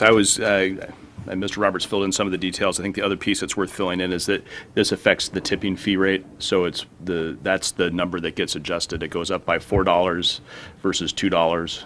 $2 if we found the efficiencies, $4 if we leave the budget as now. And then my second question was, I didn't know if the administration wanted to give a nutshell description of this particular proposal, or if we all have enough of an understanding. I thought it might be helpful for the public to hear the administration's perspective on this. Well, there's cost savings created in the tipping fee. If this was to pass, we'd have to adjust the tipping fee down a couple dollars, which we can do. So there's a cost savings there on this. It is only $500,000 in savings. It makes the landfill more efficient and saves us money there, and it saves us a little bit of money at transfer sites. It would close them on Sundays and Monday during the day. They'd be open Monday evening if this went through. So you're losing a day and a half of transfer site usage. Sunday is by far the slowest day, which is why staff picked that as the day to be closed. And it's a modest savings. It's $500,000, but we were looking for savings everywhere, and it's, I guess, more of a savings than we just added on Mary Sy, pays for Mary Sy. Thank you, Mr. Lawrence. Yeah, I'm glad to see Mr. Jordan here. My recollection is that more than $465,000 was going to be saved with this proposal, and I may be wrong, but we're talking about the solid waste disposal division saving $465,220. But does that, if nothing else, there's savings at the landfill if we're going to only operate the landfill 5 days a week. That means that the cover will only have to be applied 5 instead of 7 times a week, right? Which saves space in the landfill. So that adds life to the particular sale of that landfill, which is fairly expensive to develop. So, I mean, and that savings isn't reflected in this $465,000 savings in the budget, is it? That's correct. It is not reflected. My understanding is that you, as, you know, as the, you're not a director, but, you know, as the head guy for the landfill, you have to, at this point, hire people to work 7 days a week, right? And obviously, given the wage and hour laws, it's not in the interest of this borough to have people work more than 5 days at 8 hours a day. Otherwise, we're paying overtime, right? We have staff currently that is on each member has different work schedules. So they still work a 5-day schedule with 2 days off in a general sense, but those staffing are spread out over the 7 days. Does that staffing over 7 days mean that you have more temporaries, more turnover than you otherwise would? That's correct. In order for us to have a 7-day schedule in the summertime, which is more of a busier time of year, we hire additional help, not only with laborers as well as equipment operators. And it also, in order for us to have a 7-day schedule, we need a half-time waste station attendant, which is a permanent position currently, but with this cost-saving proposal, that would be eliminated. In addition, we would be eliminating one full-time equipment operator as well. All right, well, I'm going to speak in favor of this amendment. I'm a resident of the city. My garbage is picked up 1 day a week. You know, if I don't get it out in front of my house Monday morning or Sunday night, then I get to hold on to it for another week. I really think that the people in this community are more capable than the 5 members who voted against this idea, more capable of adjusting their schedules and their lives to not dumping garbage, being able to dump garbage every day of the week. I think they can adjust and adapt to not having the transfer sites being available on Sundays and Mondays, you know, presumably till 4 or 5. It's all the examples we heard about people dumping their trash at the gate when it was shut was only because they did not have a warning that the schedule was not, that it would not be open at that time. If people know ahead of time that the transfer sites are not going to be open, such as what's happening now with the summer schedule, Mr. Jordan, are you seeing a lot of people dump garbage at the gate, you know, when, you know, between 7 p.m. and 7 a.m.? In terms of the number, of the overall people that use the transfer sites, the number that's actually leaving some debris in front of the bins or in front of the gates is pretty small. I don't have an exact number. We are getting a few smaller piles, you know, at various sites. Okay, and I'm guessing based upon, well, from last year, did that problem go away after people got used to the hours?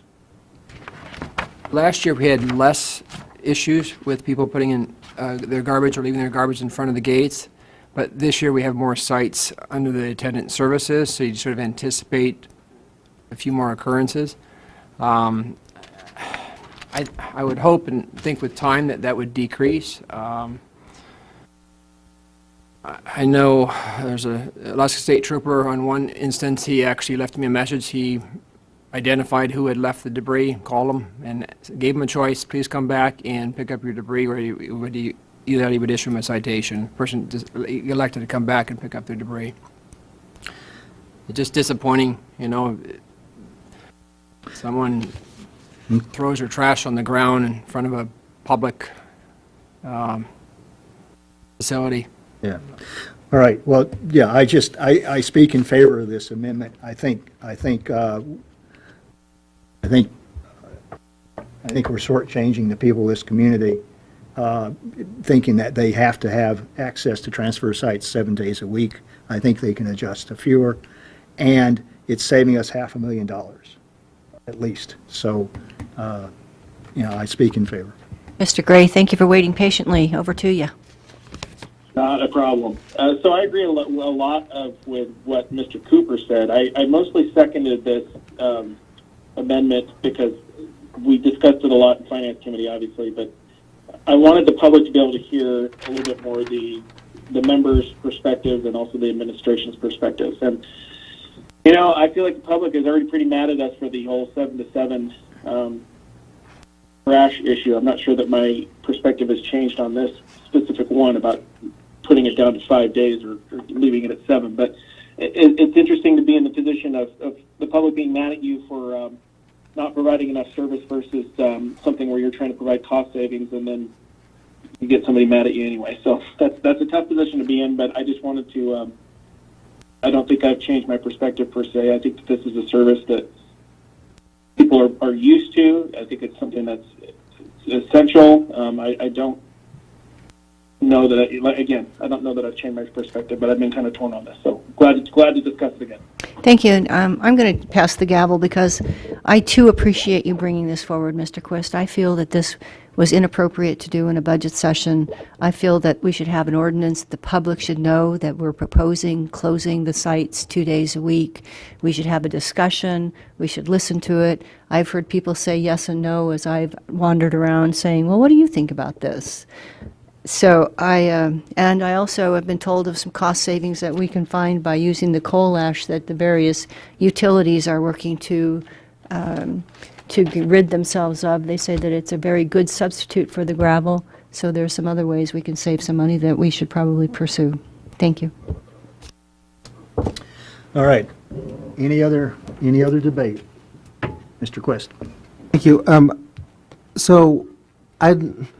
One of the reasons that I think that this is a good place to look, and the argument that was made this is a reason not to touch it, is that everybody uses this. I mean, we're at a place where we need to be, like, everybody needs to be sharing in the cost of government. Everybody needs to be sharing in the reduction of service. And so I think that this is an appropriate measure.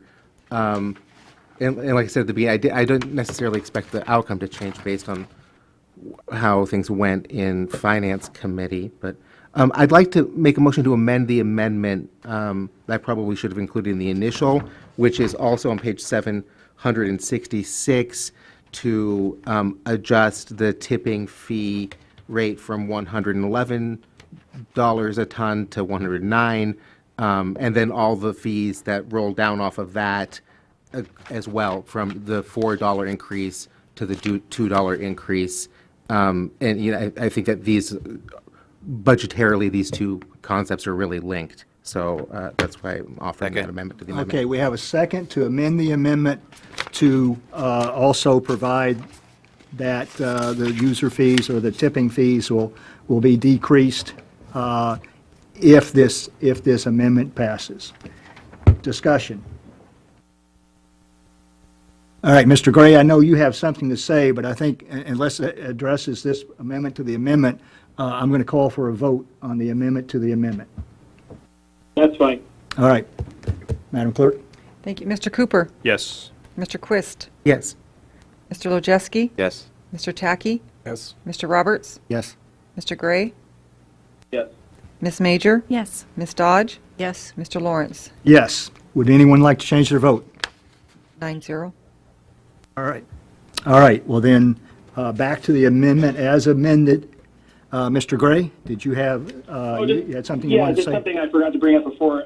We were talking about, the worry of piles of trash outside the transfer station. I happened to see somebody that I know well today say that they tried to go to the Esther transfer site this morning, and it was after 7, and the gates were still locked, and there was a pile of garbage and brush in front of the gate. So I hope that if we've made these changes to the hours, that we're at least going to be diligent about and considerate about people's time, that they can expect to go there during those hours and get in and dump their trash, because this person actually had to drive to a different transfer site.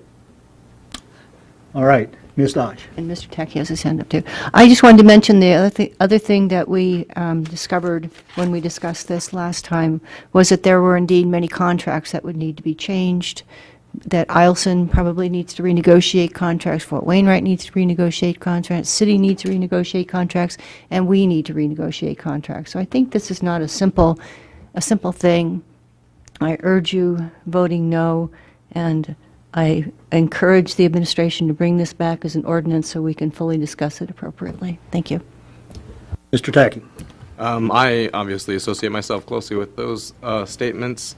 Strongly urge everyone to vote no. I don't think this has been fleshed out enough, especially like the same deal with the hours and affecting people without them knowing about it. I too have already driven by when I was coming back from the Turtle Club. I noticed that the Farmers Loop one had trash outside of it as well. And so I know we have like cost savings associated with all this, but I haven't heard, like I didn't really ask. I guess I could ask Mr. Jordan right now, is there, given the fact that we generate the same amount of trash, regardless the number of days, is it already analyzed that you can handle the taking in of that amount of tonnage in a shorter window each day, and actually like compacting it and filling it with the savings that you've projected with 8-hour days for employees? So the short answer is yes. I mean, I've looked at from the staffing standpoint. Would I have enough staffing members each day of those 5 days per week to handle the various areas that need to be covered, scale house, front office, operators, technicians, and so forth. I think I've allowed for 7 or 7.5 on an average basis each day of the week of operators. Also, I've looked at it from an equipment standpoint. Can the various compactors, dozers, are they have the capacity to handle a larger amount of tonnage? And the answer is yes as well. There's a range for each compactor. There's a CAT handbook that you can look at that will tell you what it can handle, and we're well within that range. Things like other contracts, gravel usage, things like that can be adjusted as needed. So hopefully that addressed your question there. Yeah, that covers it for me.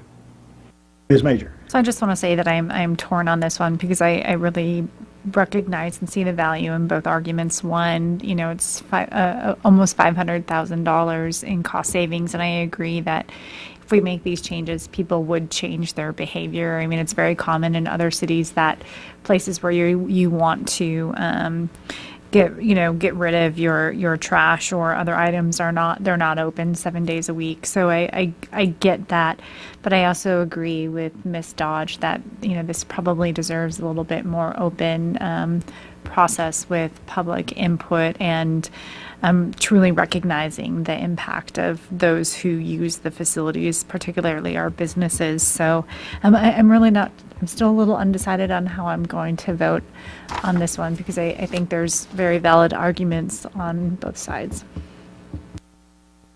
Mr. Roberts? I would say that if this is brought forward an ordinance, that we also want to talk to the city about exactly what their arrangements are and what they can do within their agreements and what's possible for them. It seemed like there were kind of assumptions made on that part, and I think we really need to know is they're pretty affected, but also the other large users. There was a whole list given to us in the Finance Committee, and I appreciated that, and we need to make sure that everyone's able to handle that kind of a shift. All right. Any further discussion? Mr. Wojcicki. Well, I'm just kind of reiterating a couple of comments from last time, and this is more, I guess, for the public and to remind myself, but we can save $500,000 on this, but don't think that frees up $500,000 for Mary Siah or whatever else in the budget. It's its own special color of money, so those savings will filter down to us individually in various different pieces, but it'll basically add $500,000 to to our pockets one way or another. If you chase the money, and I'm not exactly sure how it filters down. I don't know if the attorney could help me within the city. So if they have a lower tipping rate, how does that filter down into people's pockets? I know for the borough residents, it'll go into eventually lower tax rates, theoretically. I don't know other than to say the city charges a fee for garbage collection, so I assume they would adjust their fee accordingly, but So that fee potentially might not go up as much as it otherwise would have or go down, whatever the case is. Correct. That would be my assumption, but I don't know. So anyway, I'll be voting the same way I was in the finance committee. To me, it's no big deal whatsoever to lose 2 days. I do also echo some of the statements of some of the other members where I haven't heard from the public on it, though. I certainly could be swayed if a whole bunch of the community came out and said, all right, I want you to interrupt me. It looks like you have. The public has had no information that this was something to comment on because it came on a Saturday afternoon at 3 o'clock in a budget. That's my whole point. Yeah, so I agree with that, and I'd like to hear from the public, but I'm still voting yes. So that's me. All right, further comment, debate, questions? Mr. Roberts? I'd like to ask finance a question, which I don't know if you can pull up off the top of your head, but can you recollect when the last time was that we didn't raise the transfer collection enterprise fund? I can't remember the exact name of it. The one that pays the tipping fees for the borough residents.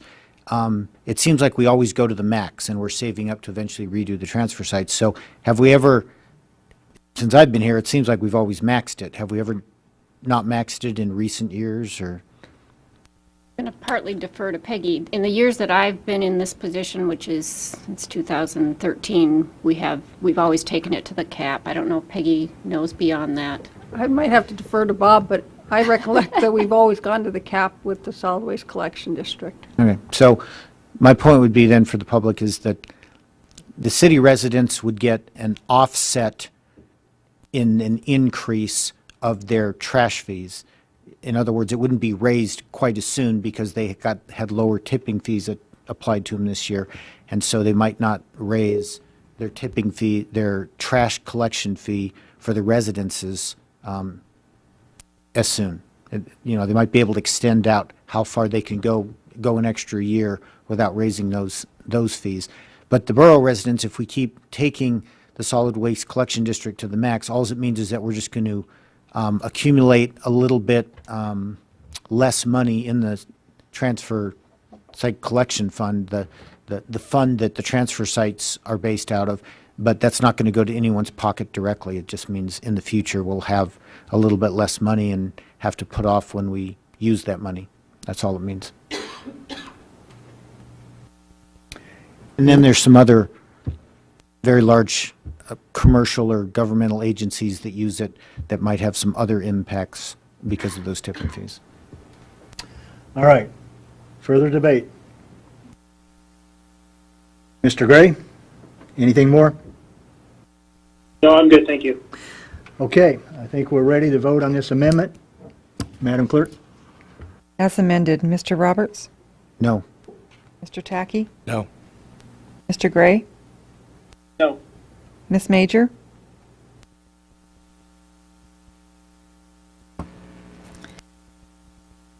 Yes. Mr. Quist? Yes. Mr. Lojeski? Yes. Mr. Cooper? Yes. Ms. Dodge? No. And Mr. Lawrence? Yes. Ask them if they want to. Okay, does anyone want to change their vote? 5-4? Yes. Passes. Somebody, Miss- Major wants to change a vote. Ms. Major, do you want to? Okay, Ms. Major? Yes, I want to change my vote to no. All right. Any other changes in vote? All right, Ms. Clerk, Madam Clerk. Okay, 1, 2, 3. Looks like 4-5. All right, the amendment as amended fails. I'm going to hand back the gavel to Ms. Dodge. Thank you. Okay. Looks like we're still good. Do you want to take a break or do you want to move on? I don't see anybody rushing for the doors, so Mr. Cooper. I'm going to offer an amendment that I promised I would earlier, back in the Finance Committee. So I'm going to move to amend, and you have a copy in your packet, in the Department of Community Planning, Division of Administration, page 168, line number 27, to increase the training budget for Community Planning Department and Administration Division by $15,000. Second. So it's been moved by Mr. Cooper and seconded by Mr. Lejeski to increase community planning by $15,000 on line 27, training increase. Mr. Cooper, on the motion. Sure. So this year, as part of the budget process, each of the departments had kind of a list of things that they would really like to have if they could. Community planning fell very early in the process, and at that point, I think we were being a little more careful in terms of our funding. Not that being careful is a bad thing, but I think at the end of the day, all community planning had asked for was some additional training, and we had not funded that. So I was bringing this budget amendment forward now to give them some additional training dollars. Mr. Lawrence. Mr. Cooper, do you know specifically what kind of training or any idea? You know, I don't recollect. I remember it had to do with some of the planning commission members. I don't know if the administration can remind us on what some of the specific trainings were, but. Right, so the training requested by the community planning department was for just general professional development for staff and commissioners. All right, well, I support this amendment, and I will be voting for it. Anyone else on this amendment? Seeing none, clerk, looks like we're ready. Mr. Lojewski? Yes. Ms. Major? No. Mr. Roberts? No. Mr. Gray? Yes. Mr. Tacky? Yes. Mr. Quist? Yes. Mr. Cooper? Yes. Mr. Lawrence? Yes. Ms. Dodge? No. Would anyone like to change their vote? Seeing none, 6-3. it's adopted 6-3. Mr. Tacky. I'm going to move to amend line 41 on page 551. Is this another one of, Yeah, it's the Public Works Solid Waste Collection District attendance. oh, They're removing it.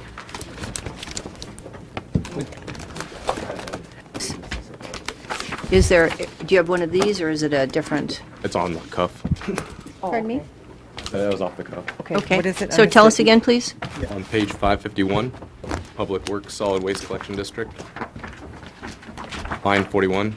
Okay, hold on. Let us all get to 551. Second. So 551, line 41. You wanted to amend it to 0. 0?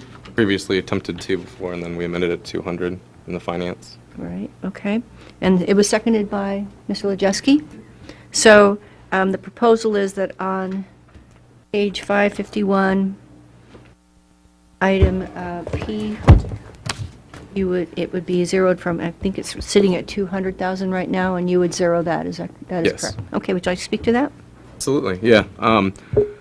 I think after talking to several constituents and people that have come and attended and gone to these transfer sites and used them, they feel that seeing an attendant just pretty much standing there, kind of like being a deterrent, is like putting money in a fireplace, is what they basically have told me. And I feel that limiting the hours to 12 hours a day and the cost of cleaning up for a few errant things is not as expensive as $200,000 for having someone be there for 12 hours a day. And if we're going to like limit the hours, I'm wondering if that's the case because it's only through October 31st is all that we're paying for attendance for. So are we going to like open it back up to being 24 hours a day then after that? So come November, will we always have that available then? And so we're flipping and flopping on our constituents, and we're limiting the hours in the summertime of all the places to limit hours at. Seems a little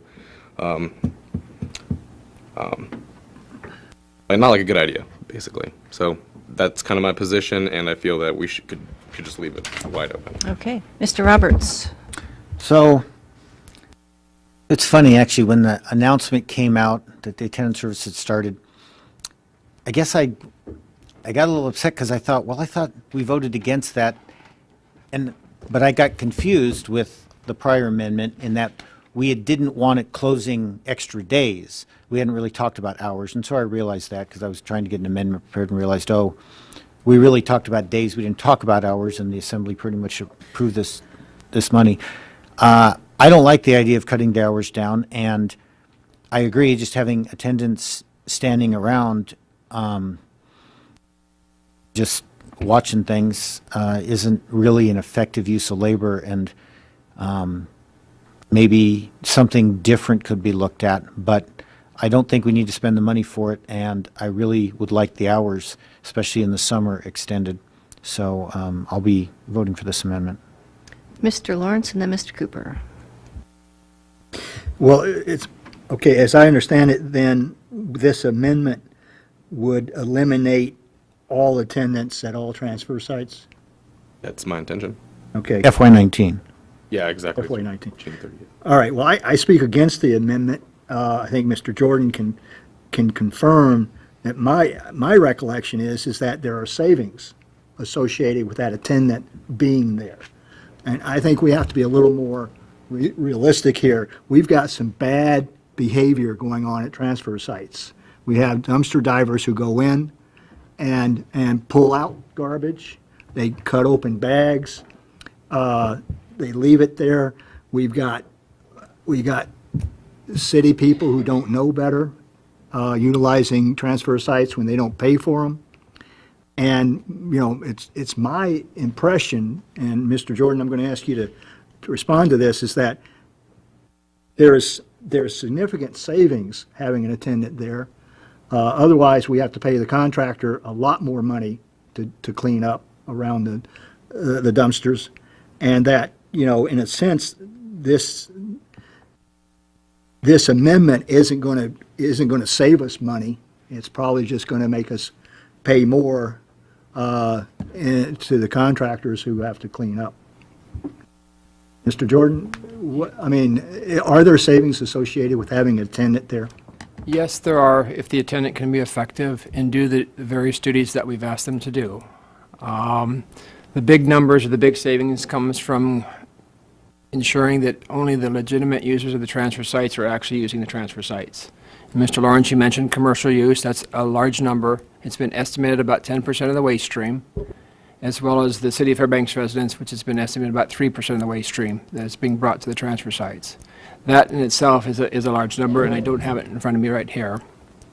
The other savings comes from the lack or the almost complete elimination of junk vehicles that are left at transfer sites. Over the course of last summer when we were doing the trial periods, I think I'm safe to say we had none, as opposed to it's before we had quite a few more.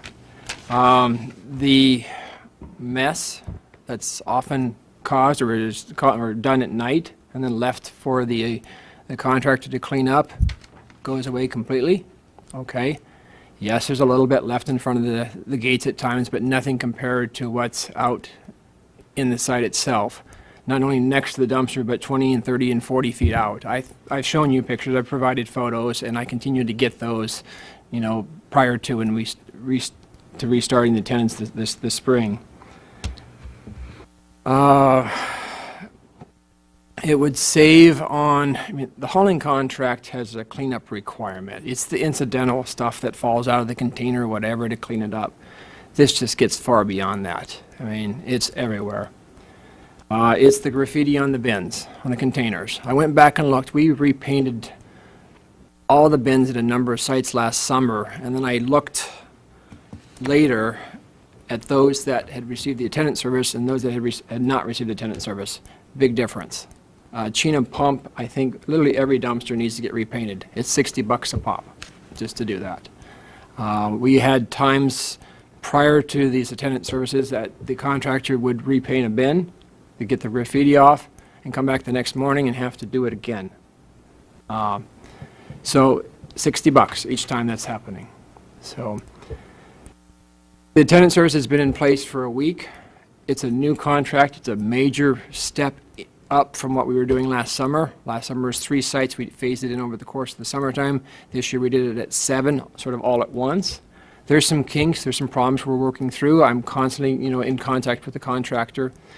But I remind myself is some of the problems that are coming up is things we can work through. I've got the contractor has 7 new employees at these sites.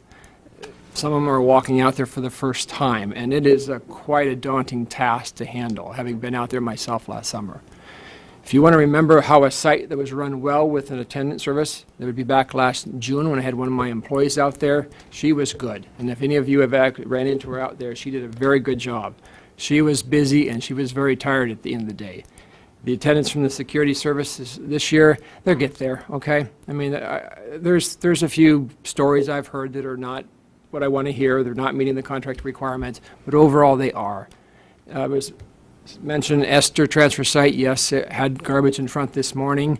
I was notified by the contractor shortly after 7. What I was told is the attendant pulled the debris out of the way and got that site open. So if it wasn't open at 7, it was open shortly after. But that wasn't the fault of the attendant. It was just a matter of getting the debris out of the way. So did your question been answered?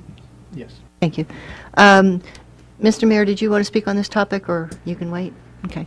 Mr. Cooper is next. I'm sorry. Thanks. Well, I strongly oppose this amendment.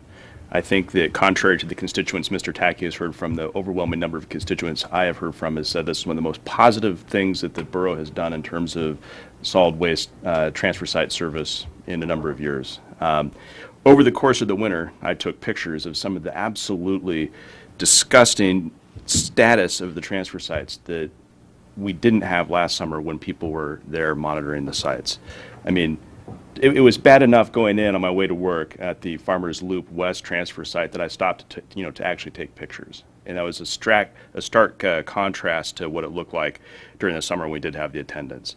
And, I used the 2 probably busiest transfer sites at both ends of Farmers Loop on a several times a week. I was going to say multi-week basis, but it's every week, several times a week. And I had to adjust again. I was going to take my trash to the transfer site, and it was 7:30. And I said, but I made the adjustment. I got there the next day. And it was a breath of fresh air to drive into that place and not have it filthy with piles of junk just lying around everywhere without, with having attendants when I was there who were actually stopping to talk to people. So I guess they were doing good when I happened to be there. I appreciated the new signage that was up. I think that this is, I wish there was a way that we could do it during the winter too. Let me put it that. So I strongly oppose this proposed amendment to zero out the funding for attendance. Mr. Tackey, and then Mr. Mayor, and then Mr. Roberts. So then, I guess my question for Mr. Jordan, so after October 31st, it goes back to being a 24-hour service in the middle of winter? At this point, there's no definite decisions been made, but at this point, because the current contract would end, yes. But that could be a question we can ask the Assembly for guidance on that in the future. But if we did want it, then theoretically, the idea is to hopefully have it 7 to 7 and there always be an attendant year-round, then eventually, if this is the direction. I would say realistically, it's probably more likely we would ask for attendant services just in the summer months. I just can't quite figure out how I could have an attendant out there in the middle of January. It'd be a little bit cold and difficult and dark. So I think it's probably more of a seasonal type of. How much is a car removal? How much does it cost to remove a car? Anywhere from $40 to about $60, depending on the transfer site. How many have you had before we ever did the attendance? What's the number of cars that we had to remove from transfer sites in a year? I might have that, but you have to just give me a moment.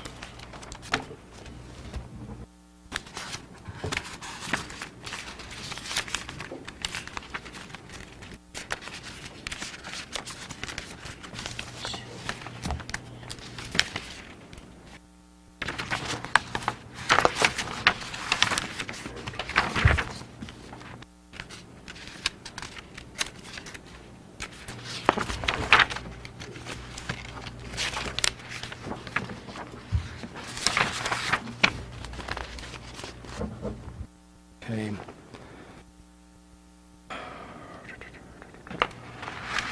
So,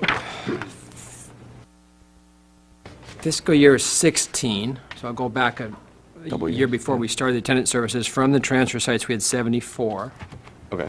But in fiscal year 17, and yes, there was approximately a month where we had attendant services at one site, Farmers Loop East, we had 143. Okay. We're looking at less than $10,000 a year to remove cars. But we're wanting to spend $200,000 a year, which the original number was 312. Let me remind the Assembly that the assumptions of what our cost savings were happen to match up exactly with what our attendance would have cost.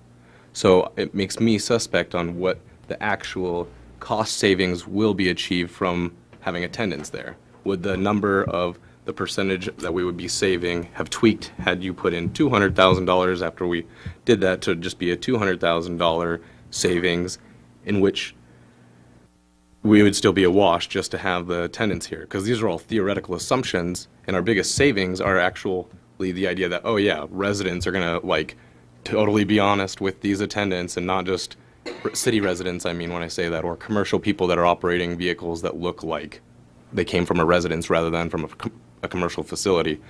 The assumptions there, I think, are overly stated, and I think the savings aren't going to be as drastic as we might think they're going to be. And I think that the actual cost that you had mentioned, I figured you use $60 a car, 175 cars is $10,000. I mean, that's not even close to being 200 grand to pay for an attendant. And also, on top of that, the other thing was like painting dumpsters, you know, $60 a pop you mentioned. If we had to do 30 of them a week, every week, that we're looking at, you know, 90 grand or something. So I think that the cost of the attendance is more costly to our community than the savings that we say that we're going to be getting. And I think it's, and we're also limiting the services in the summer months of all times, when like someone, if they are expecting to come there at 7 o'clock in the morning and the thing's closed and they're not able to get in, like what are you going to do? It's like if I drove my pickup and I'm going into town, yeah, they went to another transfer site, which obviously isn't the best thing to do, because then you're now imposing another community's burden for their transfer site. But I think a lot of people are going to leave their trash in their pickups or in the back. And what likes trash more than anything is ravens in parking lots. I think it's going to make our community more dirty than just letting them put it in a specific spot during 24 hours of summer, because I know I work at 10, 11 o'clock at night mowing my lawn, and it's nice to go and drop that off. And Mr. Roberts and then Mr. Lejeski. So, I'd like to ask Mr. Jordan, does the, I don't want to call it revenue, but does the offset to the cleaning costs that we should be experiencing because the contractors aren't cleaning, is that, and maybe even the dumpster painting, is that reflected in the budget under some contractual services line that's been decreased because it went along with this line to hire attendants? So have we seen the corresponding offset on the measurable, quantifiable savings that you're talking about? That because we can measure that. We know how much we paid them to clean up extra trash last year beyond their contract, and we know how many dumpsters got painted. So if you did it a bunch last year, and you're able to get numbers for those 3 sites, extrapolate them to 7 proportionally in some way, and come up with an offset number, did we lower a contractual line? I want to say no, but I'm going to ask if I can explain that. Sure. You're asking about painting of dumpsters or number of junk vehicles towed. There's a savings there. Is it the big savings? No. We've mentioned that it's the contractor savings is the big savings, and a smaller portion of that is the City of Fairbanks resident users. That's where the big savings come from. That more than offsets the cost of the attendance. There was a question about why there was the higher number in there originally. If you go back to January when I'm preparing the budget, the best numbers I had was what we had paid last summer, which was around $78,000, $80,000 for, to have attendance at the transfer sites. The budget was put forth. Then the actual bids came in. They came in lower at $48,000. The Assembly was aware of that at the bid award time, and that was brought up in April, and the dollar amount was adjusted down. So as it sits right now, there's enough funding at the current rate, at the current actual prices of the contractors. So I want to clarify that. I didn't inflate it. I didn't mislead it. That's the numbers I had, okay? The other things that we're forgetting here is the comments regarding the safety and the comfort of the users that go to these sites. And that's a big factor as well, and the positive comments that I've been hearing and the others have been hearing. Sure. So yeah, I'm going to address that. When we stay with responding to what the Assembly is asking you. I think I can address that then. Yeah. Okay. Thank you. So, so I want to bring up 2 points. One is if the big money that we're savings, the big savings we think we're getting is the non-quantifiable savings of stopping contractors and to a small amount city residents from coming. I think you could achieve the same purpose for those two things of having an itinerant, I'll call them that, attendant who drives around between sites and catches people unexpectedly. And so they're taking a risk, and businessmen don't necessarily like to take risks. And so they know there's going to be people going, and they could go to all the sites, but I'm not saying they need to. But the point is that's a method that costs a lot less money to achieve the same type of results if that's where our big money savings are. So from an enforcement perspective, I also wonder if we really have to paint the dumpsters that much. I mean, if it's offensive graffiti, yeah, we should paint the dumpsters. If it's just a big heart and a couple names, I don't know if it's that important. And maybe we ought to just think about not painting so many dumpsters. But as you said, that's a small amount of money. And then the last thing I want to point out is that I agree there are people on both sides. There are people who want to be able to go dump their trash at any time of day or night, and they don't want that hours, and that's the big argument against it. And people who don't like to necessarily see people standing around at the dumpster sites. And then there's people who really like the fact that it's nice and clean, and it's a nicer site. And I'll take Mr. Cooper's word for it. I didn't live in the city, so I only go there when I'm taking my parents' trash out there, so I don't get there all that often anymore. But I certainly in the past have used it a lot. But maybe what we ought to do, if we're not sure really of the overall population's attitude on what they really want, is maybe we ought to put it back to a vote at some point in time and say, how do you want your trash service? And get them to vote on it. And get them to come out and say, yes, we're okay with 5 days. Yes, we're okay with attendance, and put an actual dollar figure in that so they know what they're voting for. And maybe we ought to look at doing that if this is really such a good idea, and have the people approve that level of service. And then everyone will know that this is what they're going to get, and they'll know why it happened. That's it. Thanks. Thank you. I have Mr. Lejeski and then Mr. Lawrence. Yeah, I've been thinking about those cars, and it would be interesting if, and I forget, how many was it, like 100 a year? 150? 174. I'm just wondering if even one of those per year gets abandoned in the public right away, what that savings calculation is going to end up being. So anyway, I'm going to vote the same way I voted in the Finance Committee on this, and that's all. Mr. Lawrence. Just wanted to respond to Mr. Roberts' idea that we use a roaming attendant, and that would be as effective. I would remind the Assembly, I don't know how many transfer sites we have, what, 12 or 15? 14, 15. 14, spread over the size of the state of New Jersey. So I would submit that one roaming attendant isn't going to create any kind of concern to somebody who wants to illegally use, or dump at the transfer site when they're not allowed to. There's just, the chances of getting caught is minimal. Mr. Tacky. I just wanted to say, I do, like, as previously mentioned by Mr. Cooper, I do appreciate the signs that are there. They're very prevalent. That's a huge improvement. I think that also will deter some residents and some commercial users who just are under the impression already that they get that. And just to clarify, Mr. Jordan, I wasn't saying that you were intentionally inflating that number. I'm saying that you were just intentionally inflating the cost savings assumptions associated with the number that you had in the line because it made it wash perfectly is all. Thanks. Mr. Roberts. So, to Mr. Lawrence's point, that's valid, but I wasn't necessarily thinking we had to send the attendant to all, say, 14 sites. Right now, we're only having attendants at 7, so they can still go to those outlying sites if they really want to, if we're talking enforcement here. But having one just go to the 7 sites that are much closer to town probably wouldn't be as big a deal, and could probably keep them busy all day going between the sites and hitting them 2-3 times. They wouldn't do the same level of work, whatever that work is that they do out there. I don't know what extra work they're having them done, but they could at least, for what we consider the big savings, the enforcement part, that kind of surprise enforcement, if people know about it, a lot of people, they may not all follow the speed limit, but they keep it reasonable enough because they know there's some enforcement out there. It doesn't have to be on every corner. Mr. Quist and then Mr. Lejeski.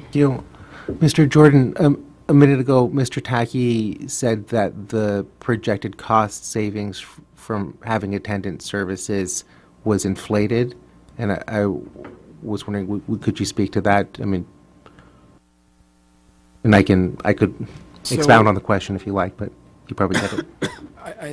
Okay, so the recommended budget had 312,000 or something in there for attendance services. And that's what I put in initially back in January, February-ish when the budget was prepared. Based a little bit upon what it would cost, based upon the cost that I knew about from last summer, okay? And then the actual bid went out. I got the actual numbers, and that ended up being lower. And that amendment, the $200,000 now ties exactly to the actual bid amount.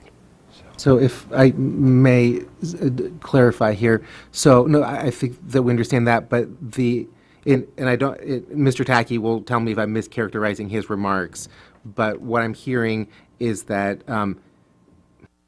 he's suspicious of the projected cost savings, about how the projected cost savings quite neatly match up with the initial projected cost of attendance services. And the implication, or maybe it wasn't implication, maybe it was explicit, was that that projected cost savings figure, that it is inflated.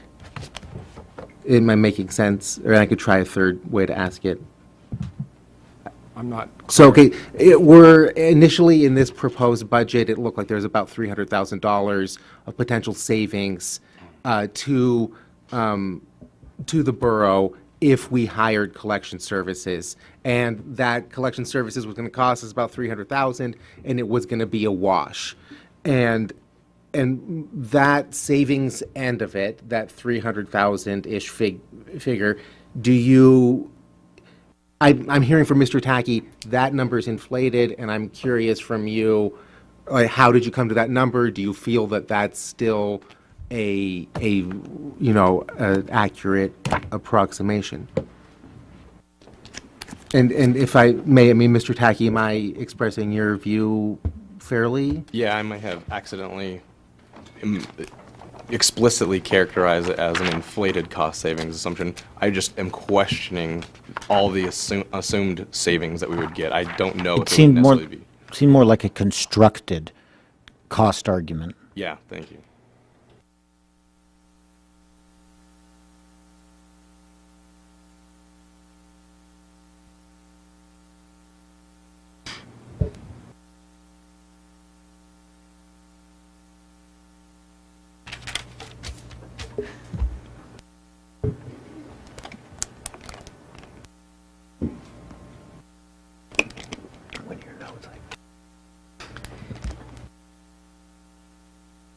There's,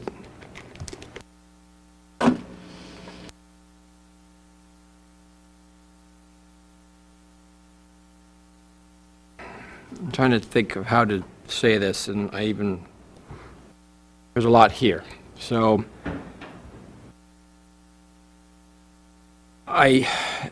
there's estimates in line 39 and line 40, there's estimates, okay? Everything from what the tonnage is going to be for this year through the end of June. There's estimates for next year and what percentage increase it's going to be. It's the best estimate that I have, okay? Using often some historical increases from year to year. There's an estimate of where that tonnage is going to come from what site, from what area, because each area has a different price. That's why I use a weighted average. There's an estimate of what other costs they're going to have to pay. So you're hearing the word estimate quite a bit. In terms of the savings from the attendance, again, that's an estimate as well. I remember exactly how I came up with the 2,100 tons, and I'm sorry, I can't off the top of my head tell you that right now. But Yeah. there's So also- it's not Clearly, concrete you numbers did here. your best to work through, based on what assumptions that you had and numbers you had, and came up with the best figure you could If I based could on that follow up information. on that then, Mr. please. Quist, yes, and then Mr. Roberts. Thank you. So let's say, this is just, it's an estimate, but it's, a good faith, best attempt estimate. And let's say it's unintentionally inflated by twice. So let's say like it's not actually $300,000 savings. Let's say it's only $150,000 savings. Then these attendance services, if that were the case, and obviously this is just kind of a thought experiment here. If that were the case, then the attendance services would have a net cost of about $50,000. And so under such a situation, I would still say that's still a value, that we're increasing the quality of service significantly, and it costs $50,000. Now, I would say that's kind of a worst case scenario. I'm guessing Mr. Jordan, who's very diligent, isn't off by such a large margin. So I mean, based on that, I would speak against the amendment. Thank you. Okay. Mr. Roberts, I think I wasn't sure. I had you half written. I was just going to say that all we're saying is that the estimates you used happen to exactly line up with the costs, and that's just strange. But we understand that it's because, as you've mentioned, we can't know how many people get stopped. There's no way to know that, so you have to just pick a number out of thin air. And the point we're making is that the number was out of thin air because there's no possible way of knowing how much you're stopping by having the attendance there. But I think we all agree you're probably stopping some, and that's why I gave what I thought was the solution. But so we're not saying anything about how you do the numbers, except that nobody could have done them any better, because that's just the way those kind of numbers work, because there's no big basis for it. Thank you. Next, I have Mr. Merritt on this topic, or are you on the list? All on this topic, so Mr. Jordan, you estimated reductions in tonnage and such on lines 39 and 40, and the cost of the attendance on line 41 is a separate calculation. So do you still stand by, if we had attendance, that we would have those savings? I mean, the cost of the attendance is irrelevant to what the savings would be, is my point here. So are you sticking by your tonnage reduction estimates on 39 and 40? On the 2,100 tons? Yes. That was my estimate a few months ago. It would be still my estimate now. Okay. And yes, I do take exception to the characterization that these numbers were pulled out of thin air. They are based on the best information that Mr. Jordan has available. And the expectation is we would still have these savings, and it would result then in a significant savings at the $200,000 rate to create over $300,000 in savings. So it's a net gain in the budget. Thank you. Now I have Mr. Lejewski and then Mr. Cooper. So I'm looking through the numbers here. I'm not seeing what I'm looking for, and I know you can help me. What's the savings as a result of reduction of commercial tonnage? Or the estimated savings? With the attendance. Yep. The commercial tonnage is included in that 2,100 tons. So it's the diversion of the waste stream that shouldn't be going to the transfer site. Okay, so the 2,100 tons is a little under 80,000 bucks, right? 79,485. That's the hauling fee component. There's also a tipping fee component. Okay, which is in line 40, and it's 233,000. Okay. The simple way to think about it is, for every ton of debris that doesn't go to the transfer site that shouldn't be going there, saves the collection district approximately 38 bucks a ton, because they don't have to haul it. This means the taxpayers don't have to pay for that, as well as the collection district doesn't have to pay the tipping fee, whether it's 107 or 109 or 111, whatever number it ends up being. So it's approximately about $144, $145 per ton total. okay, right? And you were saying the city estimated percentage of the current tonnage is 3%. The commercial is 10%. That's which the means number that I've used as a projection. So the commercial is roughly 3 times the amount of the city. So that's like 3/4, a little bit more than that. It sounds like, based off of your estimates of this problem. So what I'm getting at, I'm just trying to think creatively here, and I don't recall the specific privacy issues of installing cameras. And I know that there was a recording problem with public records, but I am wondering, what if we had live streaming cams with no record? They just streamed either to the internet, because public shaming is a way to deter bad behavior, or just to a private website for the one potential roaming a tenant who can have real-time information, because it looks like the low-hanging fruit is this commercial tonnage. If you can deter that, you're going to get most of the savings here.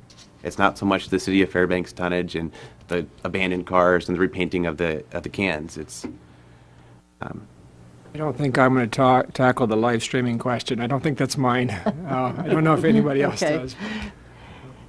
So we can,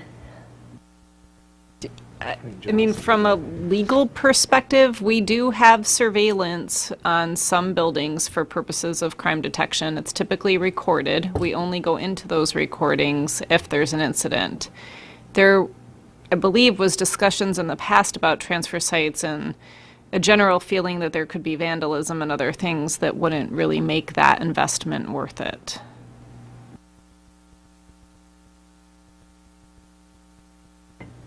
Mr. Cooper. 2 points.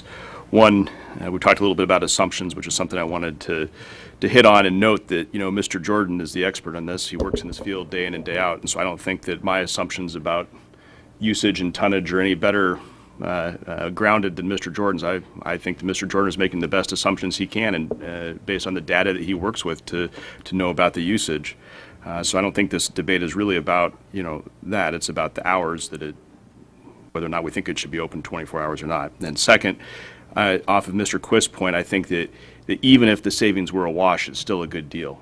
I mean, that's, I guess, where we come out, right, is that it's a wash.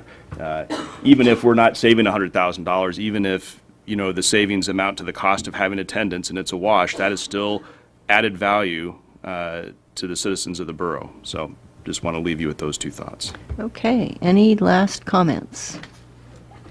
Yes, Mr. Quist. Thank you. So I just would like to note that this amendment is not dissimilar to one that we just discussed, in that it deals with an order of magnitude of money of some hundreds of thousands of dollars, and it affects the hours of service available to residents to use transfer sites. Yet, we seem to be pretty comfortable discussing it in this public meeting, whereas some members were uneasy discussing the last item in this setting. So, I mean, they seem very similar to me. I just wanted to make that sort of procedural note. Mr. Tacky. And I appreciate the clarification through Mr. Cooper. He actually pointed out that it's an effect on the hours, and I think that's a huge factor in this. And I think having more than just a 12-hour window is a huge thing in the middle of summer in Alaska. And having it be a reliable 12 hours also, too, just noted by Mr. Gray, is also another major factor. And so I think that is also one of the underlying reasons that I would be striking this line, unless we wanted to increase it and make it be from 6 a.m. till 10 o'clock at night. But then we'd have to go and rebid that contract, I would assume, and it would cost a lot more. So do we want to spend more money to actually have the service and the savings also to be able to have the deter? Or do we want to limit the hours for our residents? Mr. Robertson, then Mr. Cooper. I was just hoping that no one was thinking that I was uneasy about speaking of these things. So noted. Mr. Cooper. I guess this is, Mr. Tacky raises a point 7 to 7, right? I know one of the things we talked about with this experiment before is what hours are best, and I don't know, Mr. Jordan, where you're at with determining whether or not that can be shifted to different time frames during the day, so that a couple days of the week it's later, opens later and closes later, or if I know that these are things that we've talked about before, and I don't know that you necessarily have to give us an answer now, but for the benefit of Mr. Tacky's concern, I mean, these are all things that can be addressed with the funding that we have. What are ways that we can shift this to make it more convenient for folks at different times of the week? And I'm just thinking that it seems like it might be a really good idea to have an advisory board for the solid waste disposal district. I hate to suggest that, but it seems like while we're working this kind of these really complicated, nuanced issues with our public, it might be good to have a board that you can work with and say, how does this work, and get some information.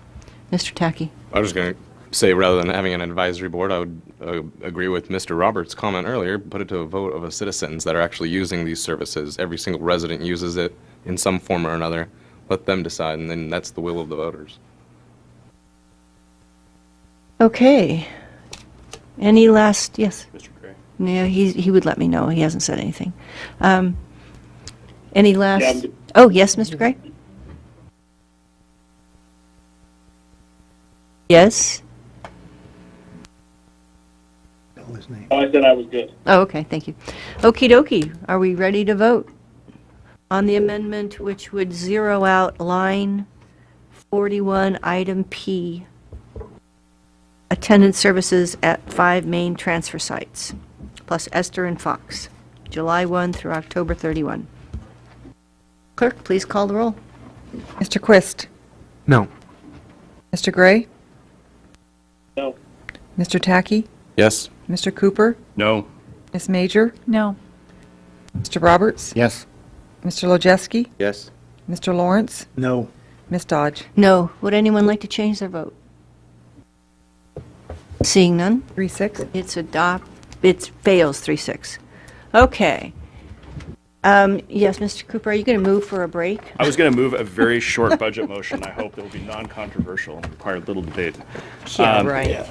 In the Department of Library Services, user fee schedule, ordinance attachment C, Romanet 2, Appendix E, page 756, line numbers, non-borough resident user fee. The dollar amount is 0. I move to amend the user fee schedule for library services as follows. Change, quote, non-borough resident user fee to, quote, non-FNSB resident library card, comma, non-ALC library member, paren must be Alaska resident.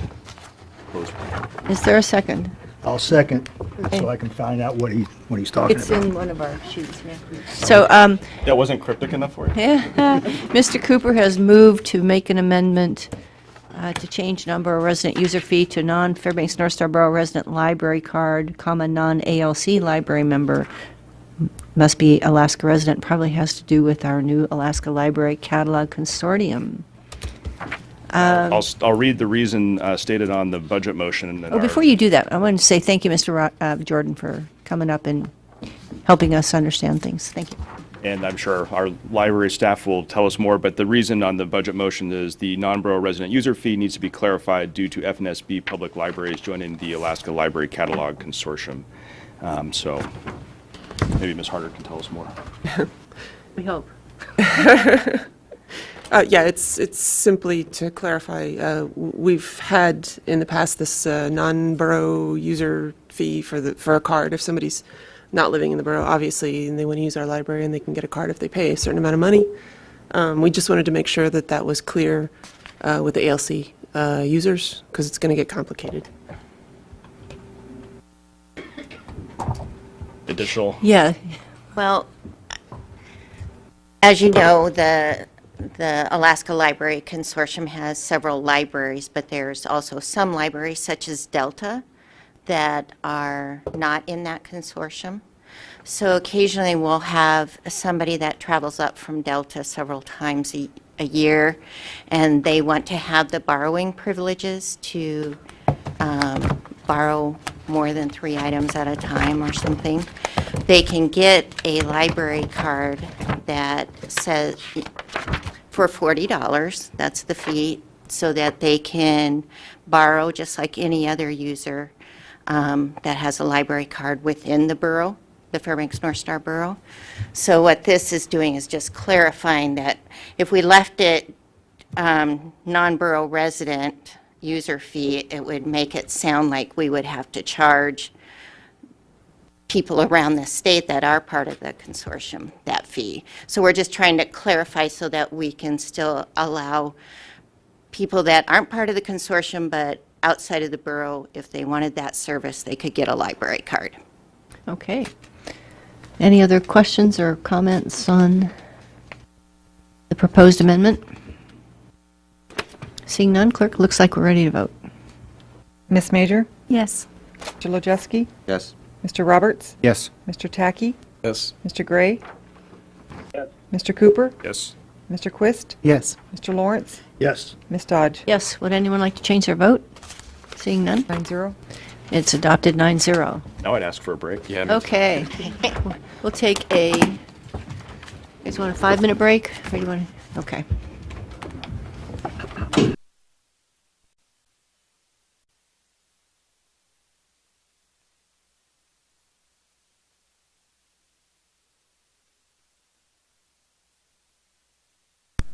Okay, thank you, everybody. That was a fabulous 5-minute break. We stuck to it pretty closely. We are reconvened. And does anyone else have any amendments they wish to propose? I don't see any. I'm just going to check with my friend, Mr. Gray, and see if he's raised his hand. No, Nope. I have no amendments. No amendments? Okay, are we ready to vote? Mr. Roberts and then Mr. Quist. Okay, so now I'll make an amendment. So the amendment is that any amount in the budget in the amended budget that we've arrived at this point, that's over the amount that would exceed last year's mill rate would be taken from general fund and brought in. So the result would be we would end up with a mill rate the same as last year. Second for the sake of discussion. Okay, so there's been a motion by Mr. Roberts, second by Mr. Tacky, that any amount of the budget over the amount expended last year, it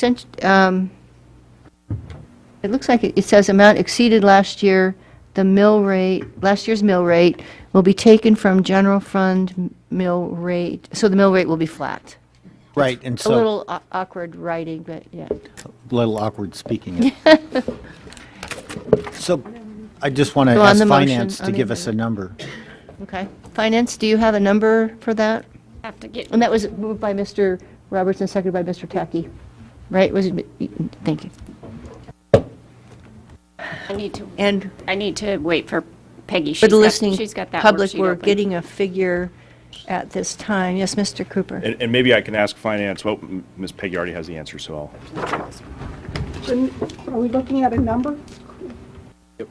Yes, please. So Mr. Roberts wants to know the amount from fund balance if we keep the mill rate the same last year. So the question is, how much would we be taking from general fund so that to maintain last year's mill rate? And I'm speaking of the area-wide mill rate here. Area-wide. And I would also ask for perhaps Ms. Dolan to let us know what that impact would be, or whomever would let us know what that impact would be on the tax cap next year. Does it lower it? No, so the tax cap's based on the maximum allowable revenue. I think what Mr. Roberts is trying to do is basically say the mill rate is going to be apples to apples. And if there's amounts over, the tax cap will balance it for the general fund. I don't believe that's what he's saying. Is that what you're saying? No. That's how I understood it. Okay, What he's so saying, then, anything, we would only collect up to the mill rate. The same mill rate as last year. And right, so if that, And any money left over after we've collected enough on the area-wide mill rate, any money extra than that that's in the budget would be supplied from general fund. We would draw and from not be general. taxed this next year. Right, so I okay, believe, so we're assuming the mill rate then is going to bring us under the cap. That was my assumption. Okay, is Yeah, that so what right? you want me to do is take from general fund balance, reduce the taxes to bring the tax mill rate down to what it was last year. it was currently. Yes. Yes. And are you, I'm only referring to the area-wide mill rate at this point. Okay, so then, sorry, then I need to clarify, Ms. Dodge, the impact on the revenue cap will be for next year because Yes, you'll be that is limited correct. to the amount that you impose this year. That's correct. Thank you. That was my understanding. Yeah, yeah. Ms. Brady. Unless Ms. you Brady, yes. choose to designate that as a tax reduction, because there is a provision in the tax Oh, cap that's true. code that you can say that draw from fund balance does not affect the tax cap, but that has to be affirmative Yeah, vote on your that's part. true. That be Good your point. intention, Mr. Roberts? Somebody else, we have that in front of us. They just passed that out, and somebody makes that motion every year. I don't believe that's,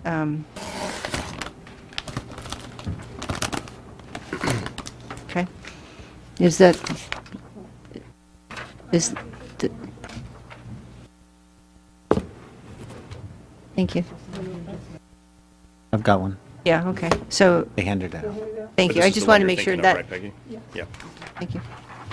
Okay, I'm sorry, so were we waiting for a figure? And okay.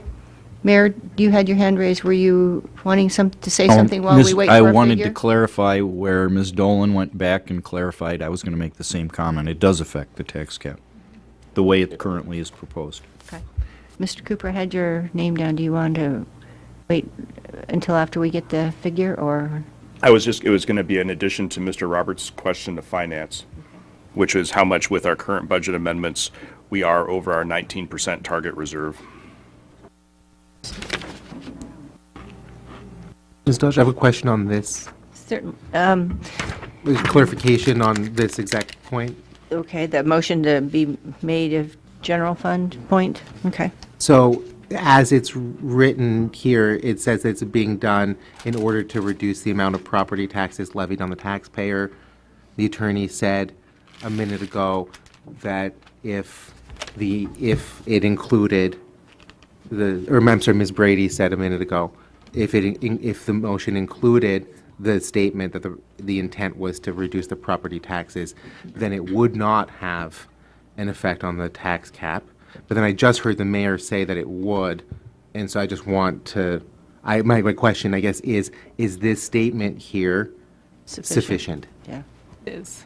Yeah, so it's in 804, 280 has some notwithstandings language for the tax cap, for the tax revenue cap, excuse me. One of which is if you designate those amounts as a tax reduction from the general fund. So I think the language that you've been handed out is sufficient to do that, so. Yes, Mr. Roberts? And it doesn't have to be simultaneous with this motion. Because there may be other motions where they were drawing from the general fund that could all be included with that one Okay. amendment. Mr. Lejewski? I just want to make sure I understand this correct. So the revenue tax cap can go up based off of a multiplier CPI based of the previous year's budget. Or, sorry, revenue tax cap basically. And so that's what this whole technicality is about, is whether the overall base before it's multiplied is going to be bigger or smaller by definition. Correct. So it is not a limitation. After you do that calculation, amounts designated for purposes of taxpayer relief aren't counted for purposes of that cap. Right, okay. We're still waiting for a number, right? Okay. Okay, could you restate that, Jill? Your last statement? So the limitation, so your tax revenue cap limitation excludes amounts designated by the Assembly to be used from fund balance in order to give taxpayer relief.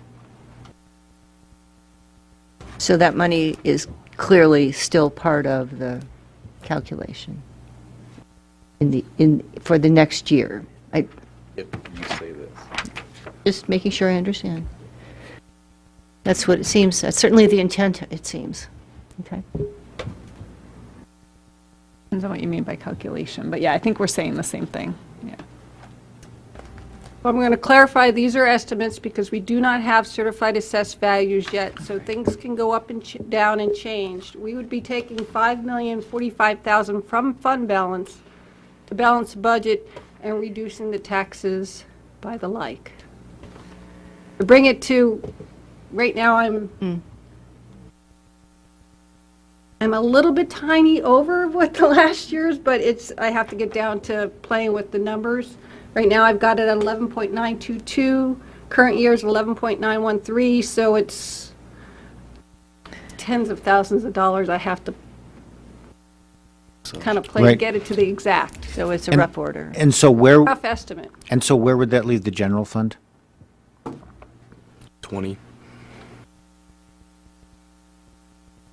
I don't know, we took, So that would leave the general fund at about 18, 20 19. million, so it would be under the target by about, does that include the Mary Siah motion? The Mary Side portion, we were taking from fund balance to fund that. So that was Okay. not part of the designation. I'm just looking at, well, yeah. Got it. So it kind of is involved? It's kind of included, roughly? So it would be 5.4 million, 5,418,130 if we include Mary Sy with that. Okay, thank you. Yes, Mr. Lawrence. Well, you know, I know Mr. Roberts is a champion of keeping taxes as low as possible, but, I mean, that attitude is why we're in the fix we're in right now with deferred maintenance. And so, you know, I'm not going to support this amendment. And I realize I'm not running again, but I happen to think this community, you know, can afford to pay a little more in property taxes. You know, if we're going to save buildings like Mary Sy and, you know, it's just, you know, there's a real contradiction from Mr. Roberts tonight. He wants to maintain all services, but he doesn't want people to pay for it. And it gets a little frustrating. See, I have Mr. Cooper and then Mr. Roberts. All right, finance probably has better numbers than I do, but my rough calculation was that right now with the changes we made to the budget through tonight, including Mary Sy, and this is a little bit different way of looking at it, we're about 1.9, well, really close to $2 million over our reserve target amount. And so just so folks have this in mind in terms of money to bring us to the target, if we use $1,989,478 is the number I came up with, you know, we could use that either for tax relief, as Mr. Roberts suggests, or perhaps more money into facilities maintenance. However, I don't support bringing it down the full $5 million, because I think that A, takes us below the target reserve that we ought to have in place, and B, I think we've got to find a balance there. I think Mr. Lawrence made a pretty good point on that.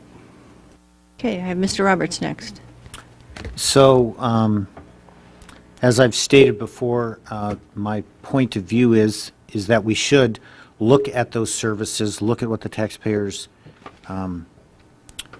originally voted for, where we've gone with them, how we've grown them, and moderate those services to fit within a sustainable budget, i.e. one that we can do the ongoing preventative maintenance within what this community can afford, which obviously isn't the level that's been needed.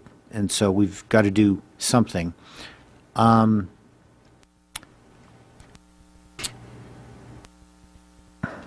it, I had one more point. So I would say to Mr. Cooper that in the past, when I brought this motion up, which I do every year, that it's been modified by other members to amount that they felt more comfortable with. And so that's certainly open on the table to change the actual amount that we're taking out of general fund to cover the budget. And I would say what's important about taxpayer relief is that we still haven't come back up yet. Now, we expect to get there with the influx of military in a few years, but we're not there yet. And it would be great to provide a little tax relief to help the people who are having to pay one of the highest cost of livings in the country outside of rural Alaska.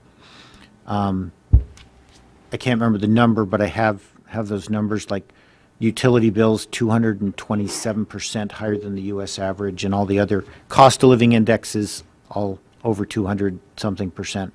So they pay a lot extra, and so there's a reason we need to leave those taxes down, because the cost of livings don't even usually include all the taxes.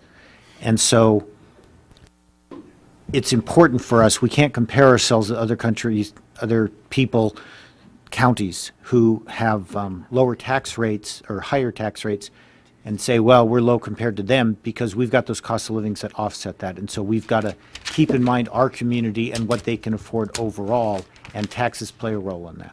Thanks. Okay, I have Ms. Cooper, Ms. Major, Mr. Cooper, and Mr. Lawrence. So sorry, that was a good laugh. We must need so it. I just want to comment on Mr. Roberts' point, and I guess the one challenge that I have with that, I mean, yes, we have a very high cost of living. However, we also do enjoy not having to pay a state income tax. And granted, there are some other states out there that have a lower cost of living than we do, and they don't have a state income tax. But I think trying to just compare us on the cost of living or an income tax is really probably not the right comparison to make. And we have heard from a lot of people who want to see services increased, but yet nobody wants to pay more for it or have those services reduced. And so there is certainly that challenge. Thank you. I see Debbie has her hand up. I was just going to note that the draw from fund balance for Mary Sy plus Mr. Roberts' motion would put you at 14.6% of your, to compare it to where your target is. Thank you, of 19%, right? 17%. 17. 17. Thank you. I have Mr. Cooper next. All right, one point and then one question. And the point is not that anybody probably has this with them, but if you go back to the original budget presentation from the administration, page 36 has a historical list of mill rates and where we're at historically. And we're doing a lot better in 2018 than we were in 1999, and we're still below the historical area-wide mill rate average overall. So our mill rate is actually doing pretty good when you look at it as a trend. And the question I have for the administration is, every year we talk about FMR and money in facilities maintenance. Do you see a need for more money in facilities maintenance right now? And if so, how much money would you like to see in facilities maintenance? And where are we? 50 million. My checkbook is only so big, though. That's the problem.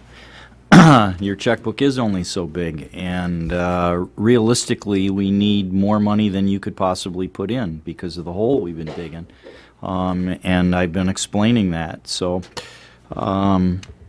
whatever you think we can afford, we can use on maintenance. Our backlog is hundreds of millions of dollars, and there's no way we're going to take care of that in 1 year or 2 years. It's a long-range plan to dig out of there.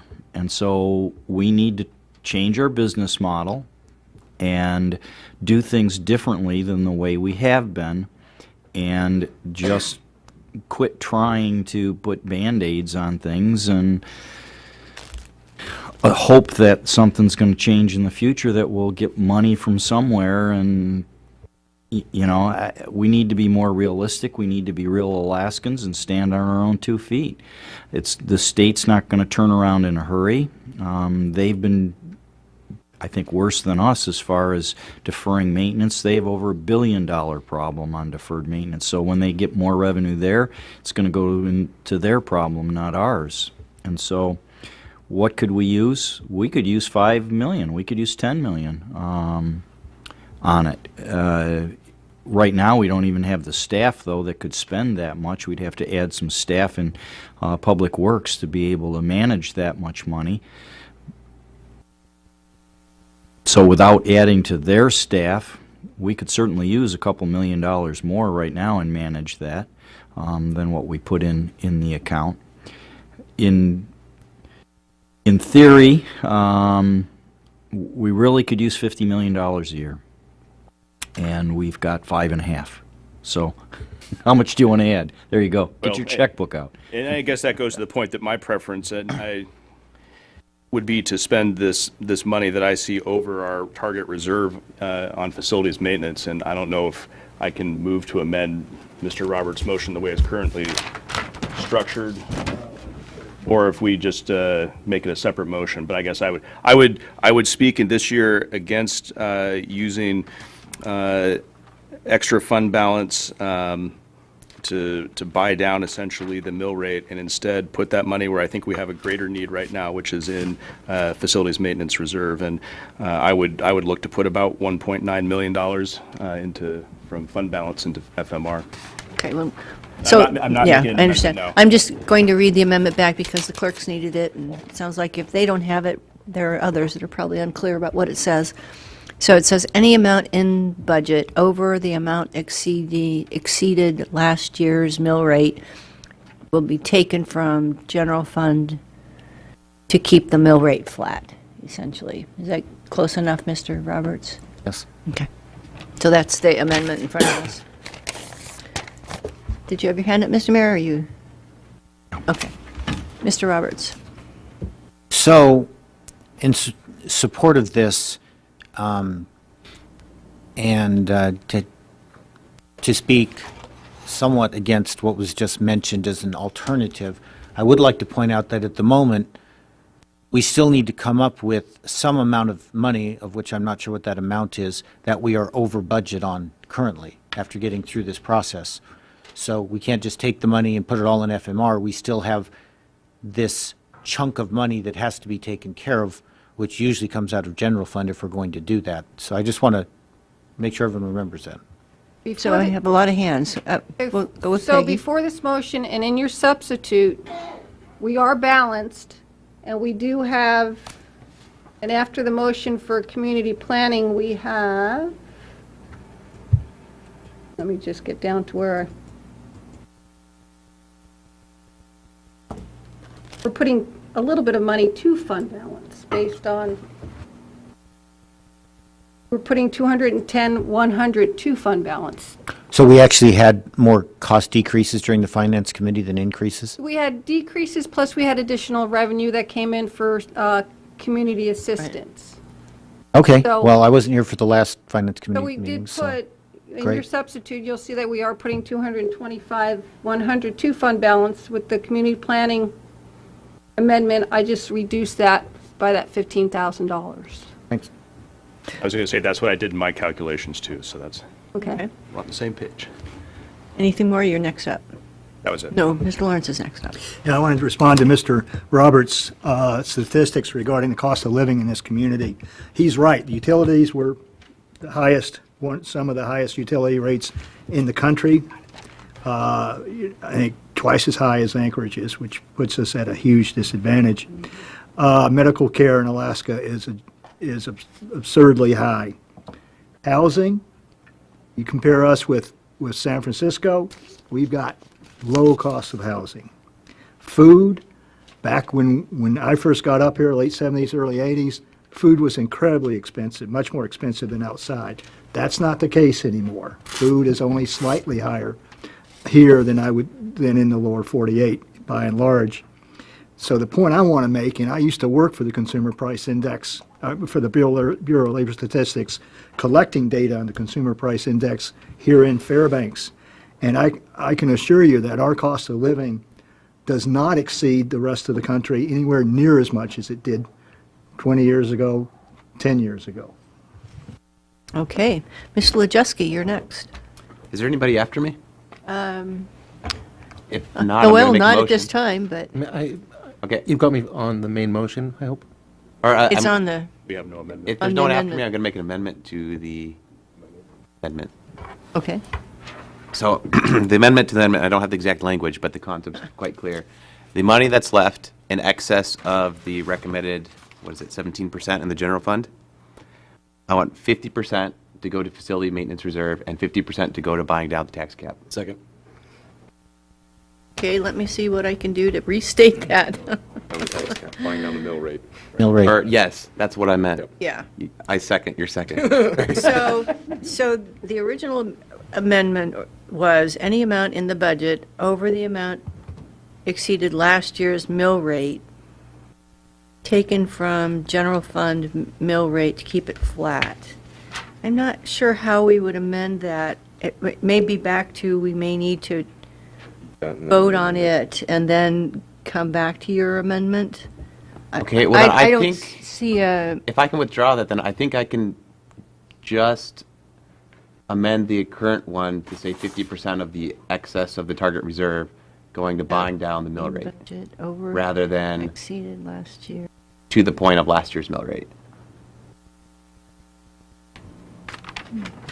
So any amount in budget over amount exceeded last year's mill rate taken from general fund. And you want to say 50% taken from, We're going to use up basically 50% of our surplus to buy down the mill rate. I think we'd be better served as this is written to vote Okay, on. I will withdraw this. my, if I may withdraw my, Someone can see. Want to make, once it's on the floor and been seconded, then you're going to have to either vote on it in order to withdraw it. There can't be no objection to withdraw it, but we have Mr. Gray online, so you're going to have to vote whether to withdraw it. Unless someone can see a way to do it. So we can vote to withdraw the amendment as long as everybody Yeah, agrees. I move to withdraw the amendment. Okay. Is there a second? We've already got it here. If you just want to withdraw it, we can. Just vote on withdrawing Okay. it. Yeah, let's do that. Withdrawing Wojciechowski's? Yeah. Okay. Because it was seconded. So please call the roll. Okay, I'm withdrawing the amendment to the amendment. Thank you. Mr. Roberts? Yes. Mr. Tacky? Yes. Mr. Gray? Yes. Ms. Major? Yes. Mr. Quist? Yes. Mr. Lojewski? yes. Mr. Cooper? Yes. Mr. Lawrence? Yes. Ms. Dodge? Yes. Anyone want to change their vote? Seeing none, that amendment is withdrawn, and we're back to the original amendment. Are we ready to, Mr. Quist, were you on that, or you were on the main No, on the budget? main motion, Okay. please. Thank you. So we're ready to vote on the proposed amendment, and do you want me to read it again, or are you fairly clear what it says? Okay, clerk, please call the roll. Mr. Gray? No. Mr. Cooper? No. Ms. Major? No. Mr. Quist? No. Mr. Lojewski? No. Mr. Roberts? Yes. Mr. Tacky? No. Mr. Lawrence? No. And Ms. Dodge? No. Would anyone like to change their vote? Seeing none, 1-8. it fails 1-8. Mr. Lojewski, Yeah, I've got a motion. can you write it down? It's not, is this the one we want? Right there. Yep.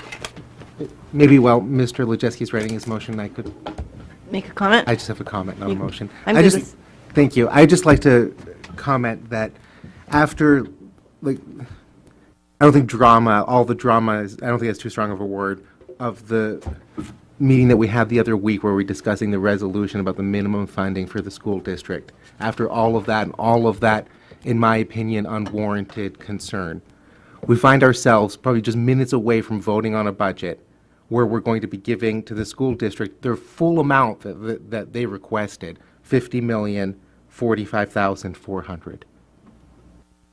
So I just, and I mean, I think that that's the right thing to do. I mean, I'm going to be voting for that. But I just think it's interesting that this is actually not really as controversial as it appeared to be a couple weeks ago. Thank you. Okay. Mr. Lojewski is just about done, I think.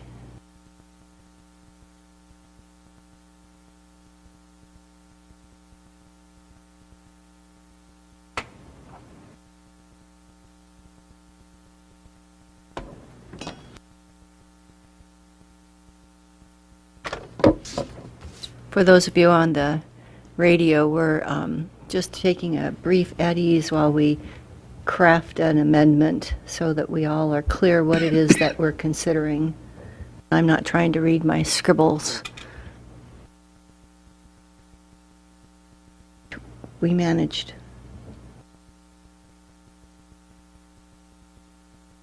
Anybody else have any comments on the budget overall, Mr. Lawrence? Well, no, I thought Mr. Cooper would have an amendment, but maybe he wants to wait to see what happens on this thing. Yeah, I was going to wait and make any comments on the rest of the budget until we're done with this particular issue.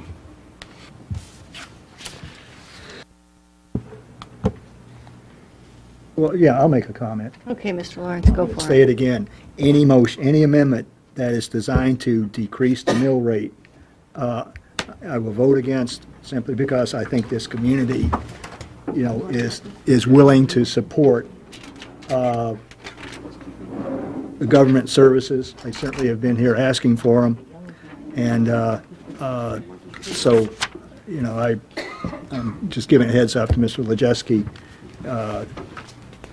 I don't mind appropriating some of the fund balance to the facility maintenance fund at all, but as far as the reducing the mill rate, I will oppose that. Okay, Mr. Lejeski. Want to read it to me, and I'll make the change. Yep. Let's either, there may be a typo in here, so Yeah. correct the grammar. I will. I'm going to read it as it's supposed to be. Okay. Move 50% of the general fund balance that is in excess of the 17% reserve to the facilities maintenance reserve account, and the other 50%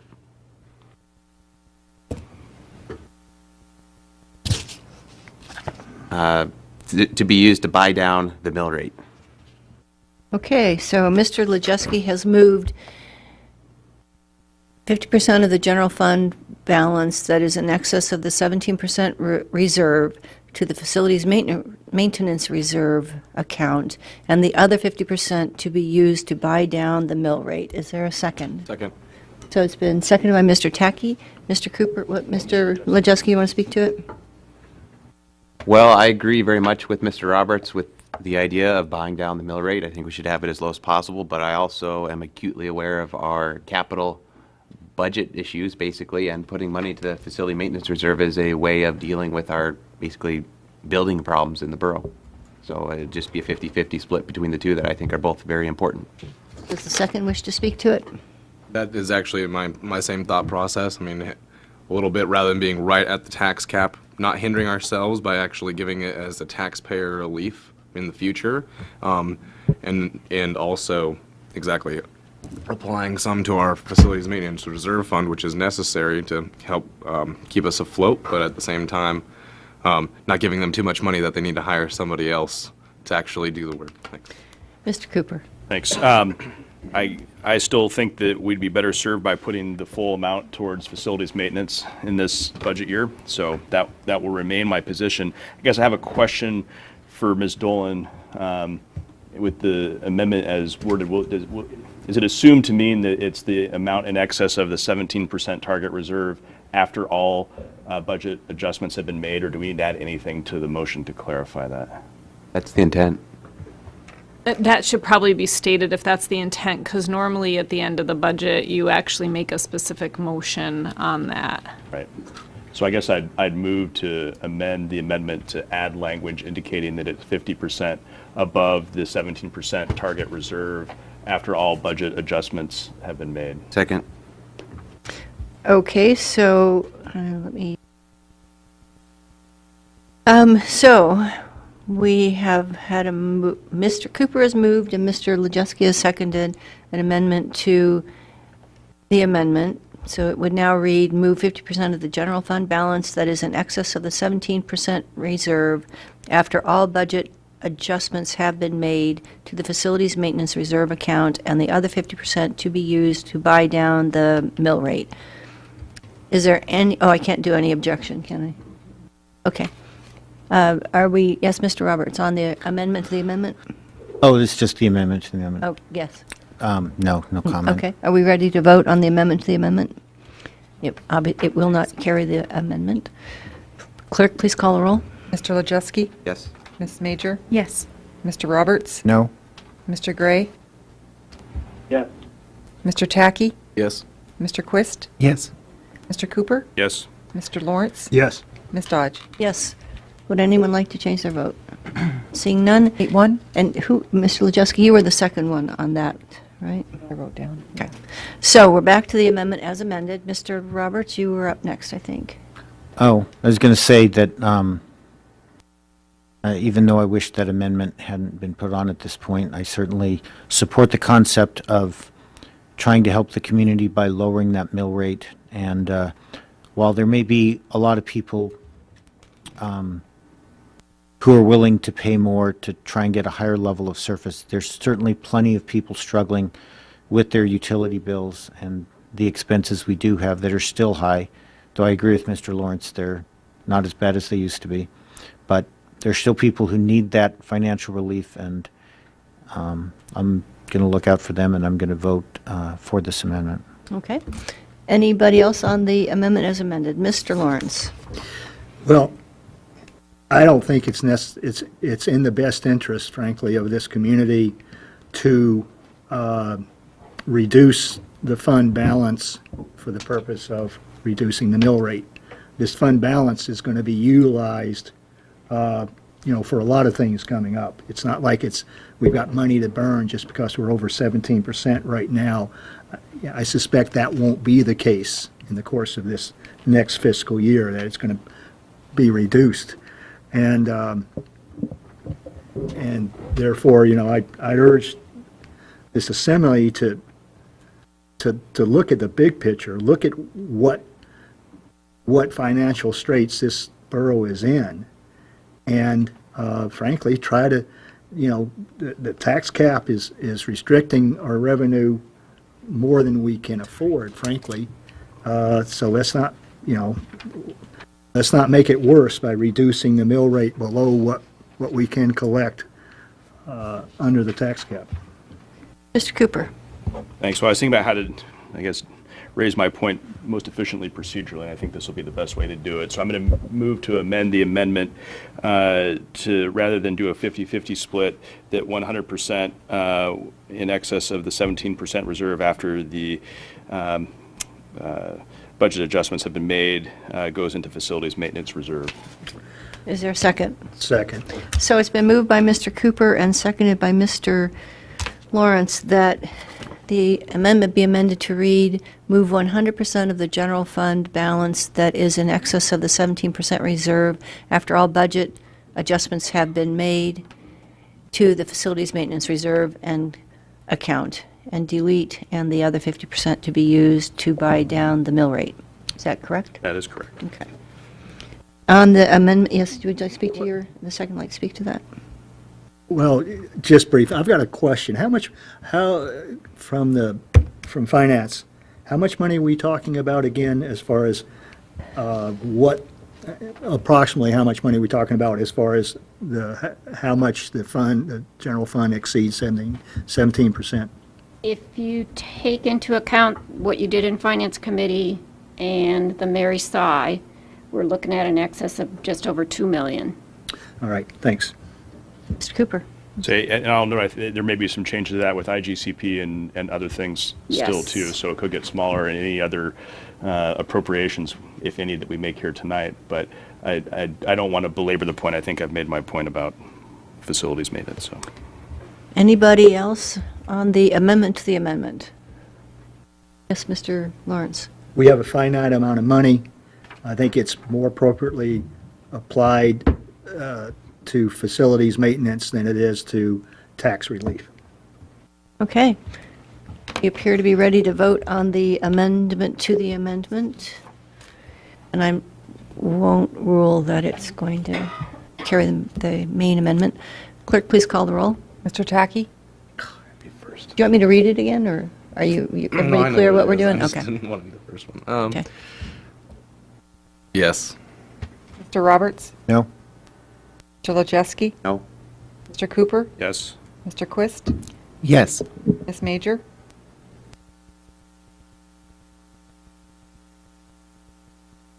Yes. Mr. Gray? Yes. Mr. Lawrence? Yes. Ms. Dodge? Yes. Would anyone like to change their vote? Seeing none? 7-2. The amendment is amended, and we're back to the amendment. And I don't have anybody written down on the amendment as amended.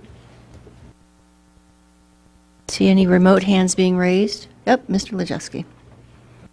I think it's a shame we're leaving out the taxpayer here, but since we are leaving them out, this is the next best thing. So I'll support this as a purpose for what to do with above the 17%. Ms. Major. So I'll agree. I mean, I think, it is unfortunate that that the taxpayers may not benefit from this. It's, but when I look at the use of that $2 million, I do think the use of that $2 million serves, has a much greater value applied to the deferred maintenance than what it would potentially give an individual taxpayer back, which probably would not be very, very much money for any individual, but I do think it could make a small, very small dent in, very small dent in some of our deferred maintenance, and perhaps can defer some, or I'm trying to find the right word, but I think that the dollar value today is much greater than the benefit that any benefit to the taxpayer that it would have later. Maybe I said that wrong, but. Thank you. Any other comments on the amendment as amended? Mr. Mayor? Well, I would support it, particularly, I've been concerned with exactly what was going to transpire with the changes with Mary Sy, and I think that was very likely to end up forcing us to close something else because of not having enough money. And so this will hopefully preclude us from getting into that situation at this point in time anyway, in the near future. So I appreciate that and would support this. Okay. Anything else on the amendment? Seeing none, clerk, I think we're ready to vote. Mr. Cooper? Yes. Mr. Quist? Yes. Mr. Wojcicki? Yes. Mr. Tacky? Yes. Mr. Roberts? No. Mr. Gray? Yes. Ms. Major? Yes. Mr. Lawrence? Yes. Ms. Dodge? Yes. Would anyone like to change their vote? Seeing none, 8-1. it is adopted 8-1. We're back to the main motion.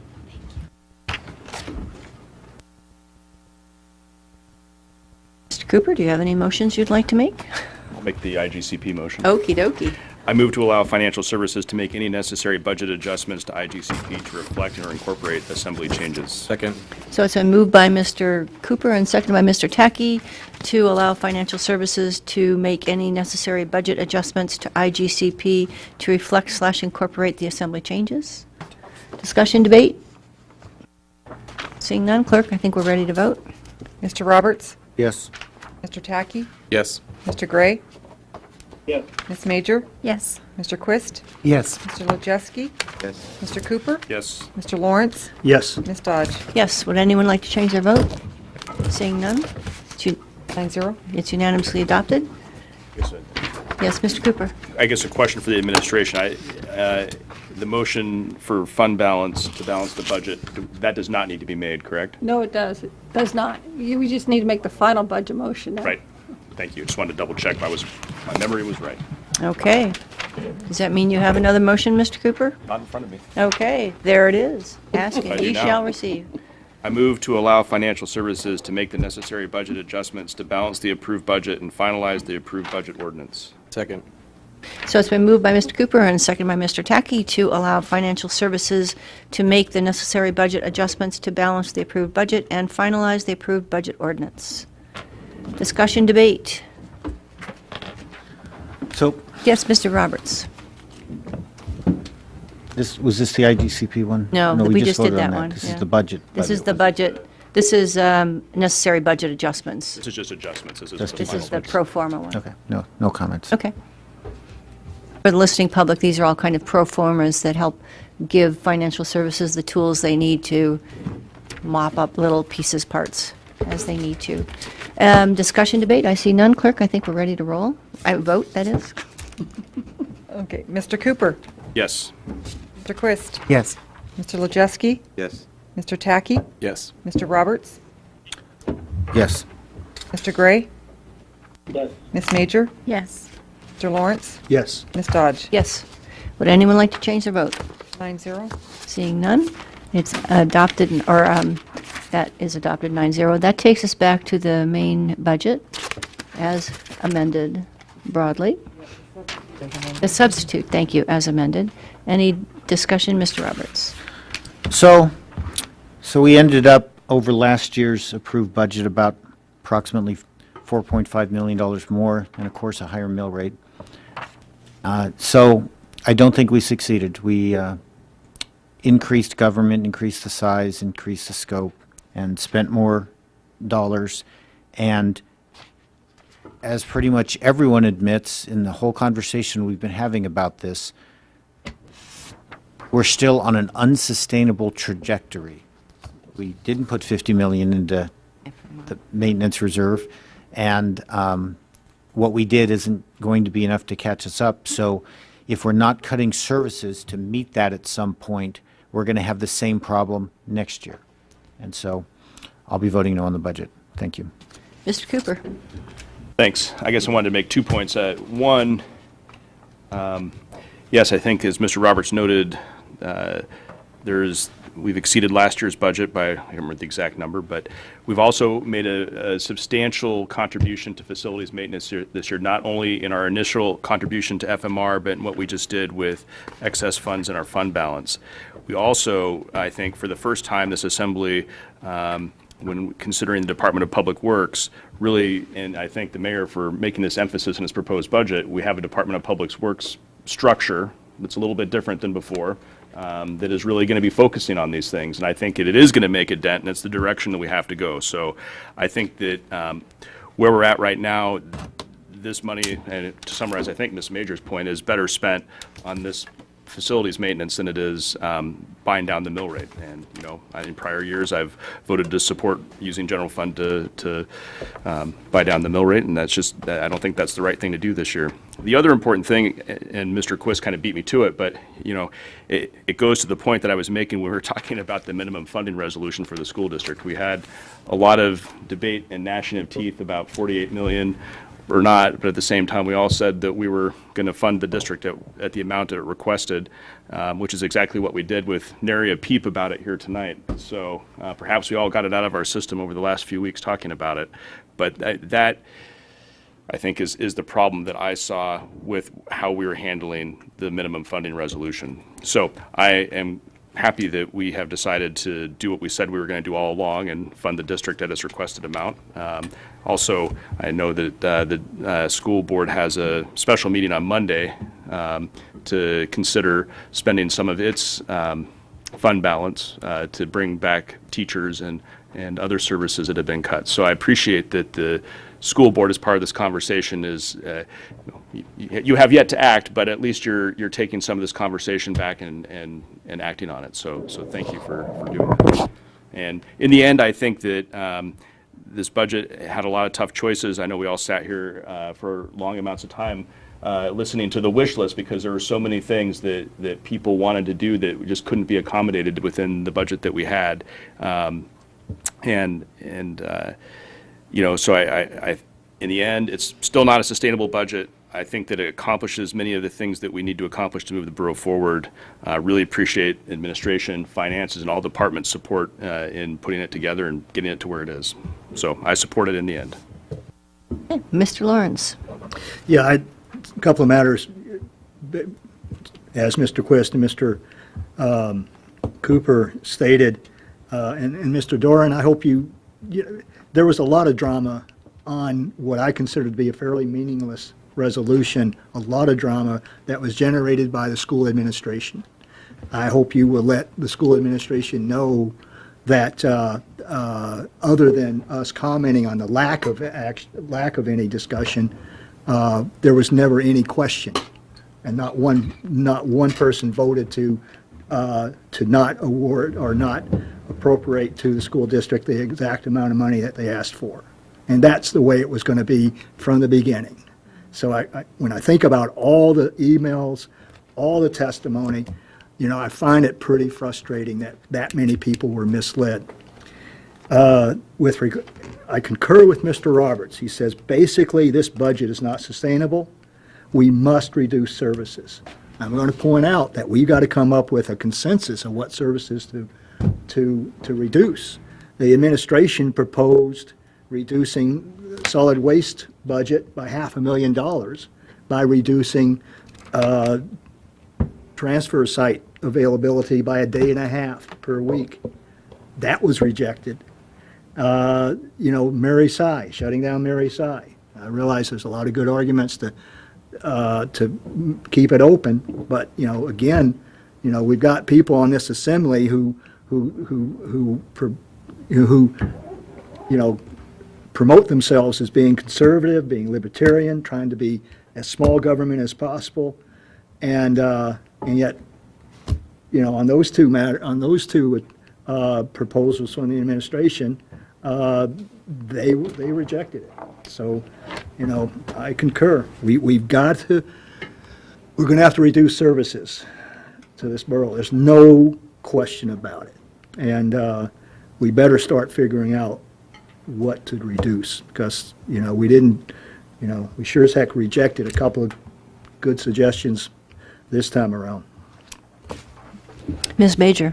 So first, I want to start by thanking Mr. Cooper for clarifying my earlier point far more eloquently than my tired brain could this evening.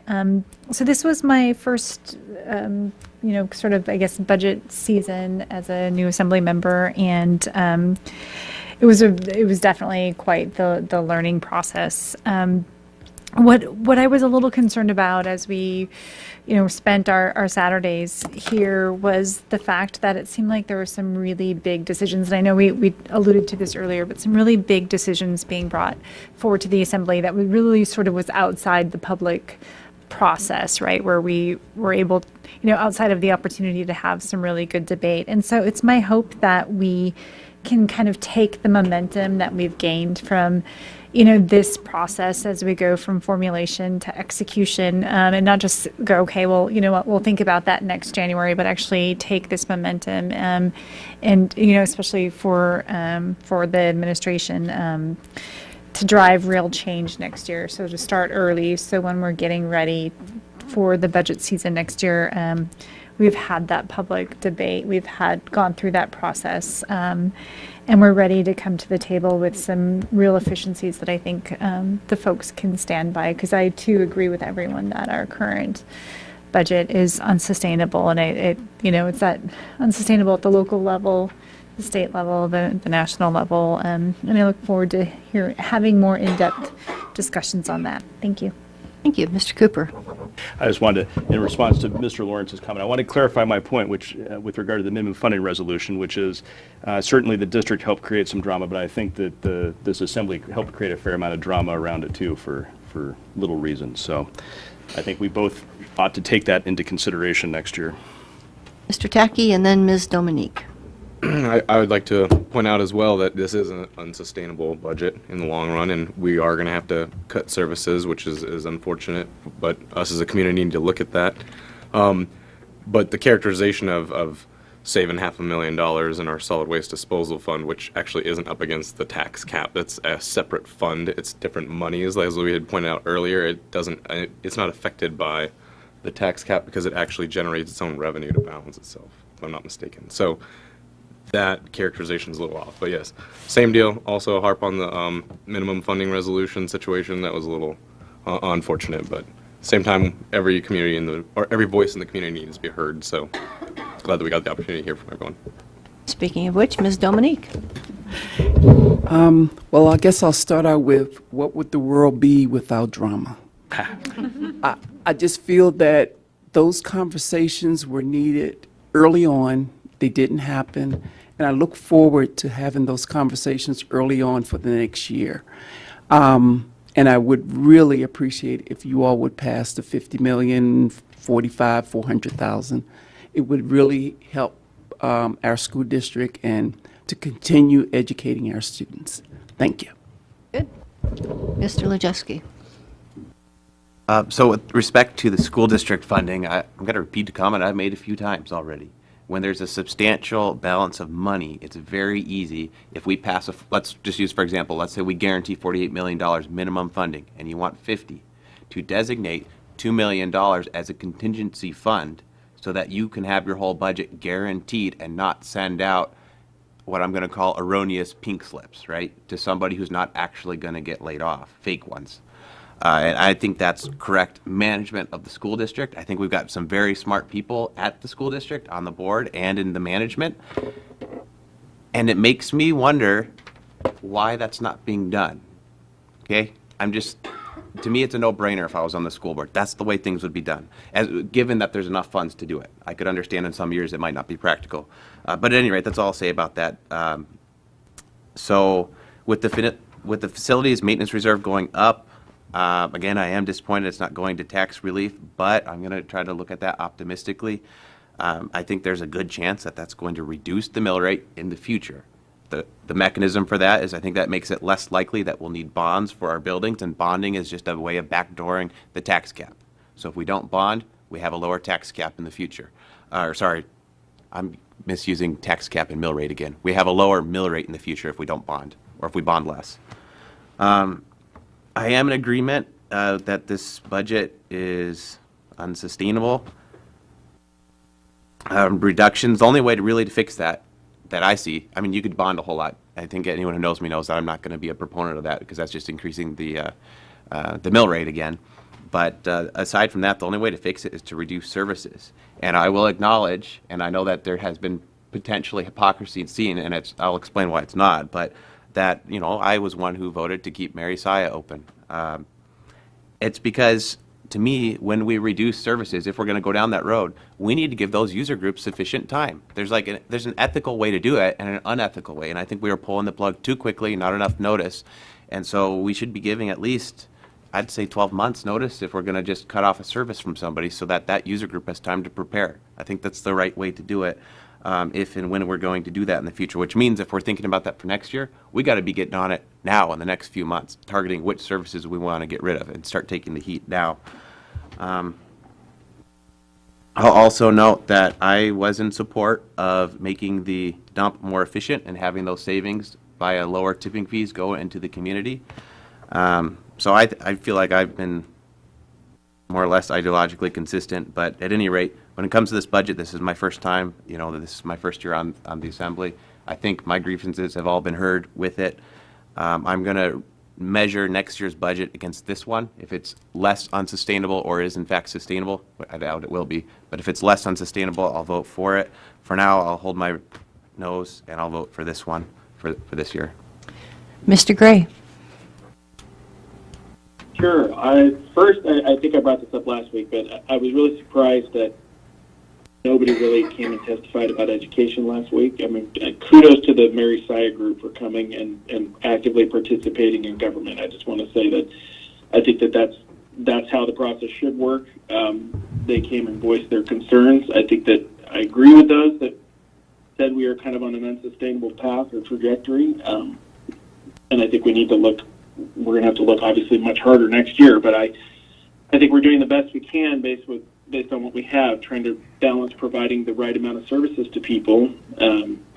Yes, obviously, Mary Siah was the most outspoken group, and we heard their concerns, and I think that we reinforced that we did hear them and we listened. So I know it's a lot of hard work for everybody, but I think that I'm okay with where we are for now. Okay, any last comments, discussion, debate on the budget?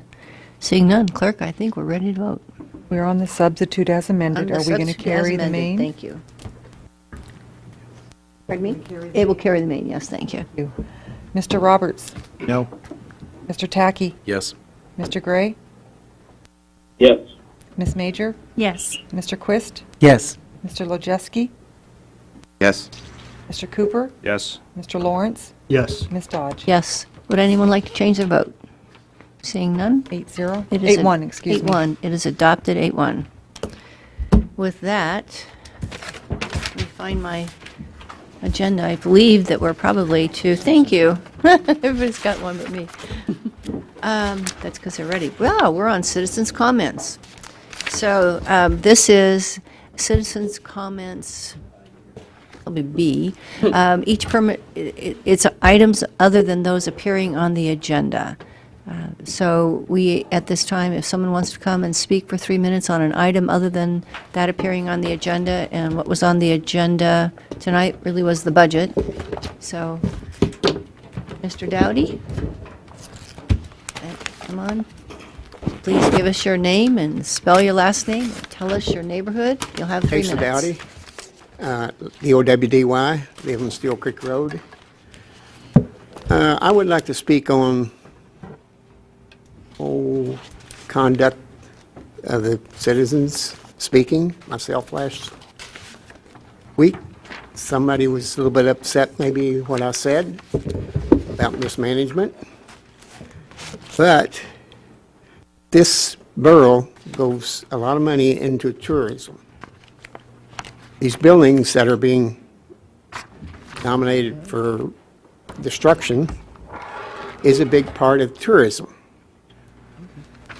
And they have been neglected. Not just by this administration, but others. So I didn't think I was wrong there. And you're all going on, we need more assets for this community. In my opinion, you have the people in this community. There is many people that will work on these buildings, Stern Wheeler, whatever. They have got to be given a chance. They will come up with ideas that the administration will never think of, the individuals.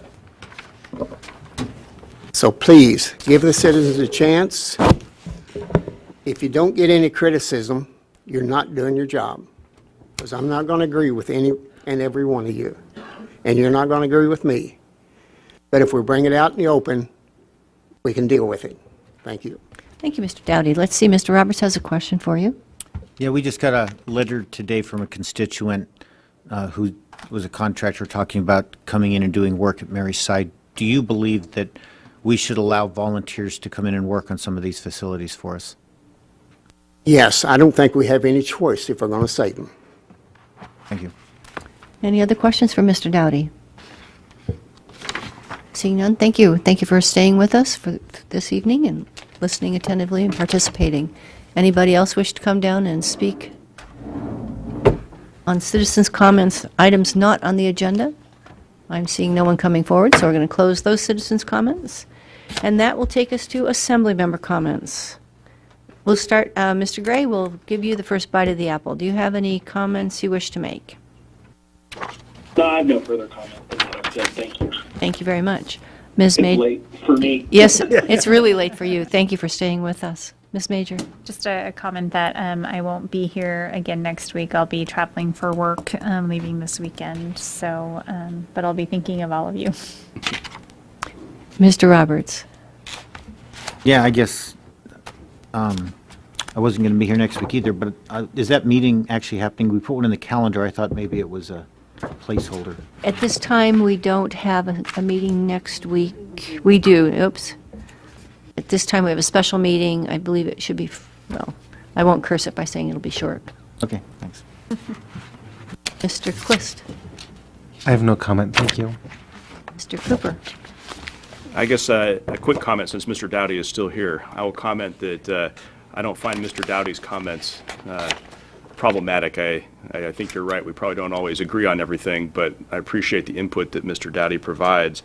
I think some of the comments that were referred to in the editorial paper are some of the more vitriolic and ad hominem comments that we're, at least from my perspective, hearing more of, where people are being called names or liars or untruthful and things like that. And I'll speak for myself in saying that I think that we can disagree about ideas and policy, but when people start, name calling, that's, I think, the emphasis of that editorial, with which I agree. Thank you. Mr. Tackey? Oh, I have no comment, thanks. Mr. Lajewski? Yeah, we made it, that's all. Thank you. Mr. Lawrence?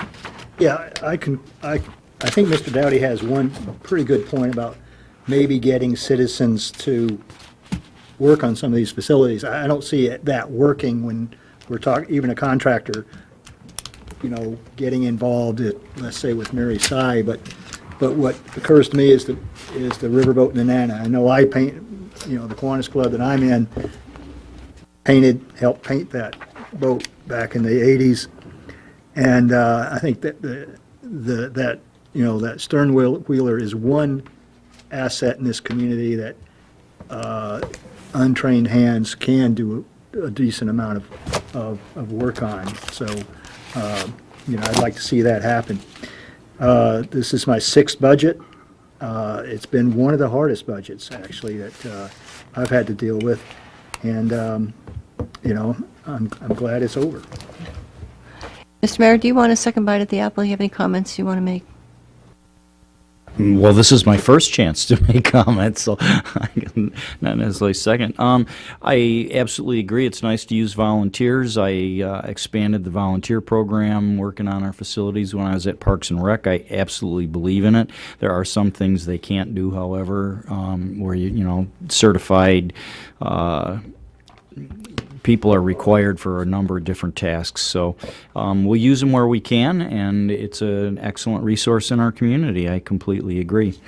We're the proud recipients of a statewide award for having the Outstanding Recycling Community of 2017 that was presented to us down in Anchorage a week ago, and a cute little recycled award that I really enjoyed.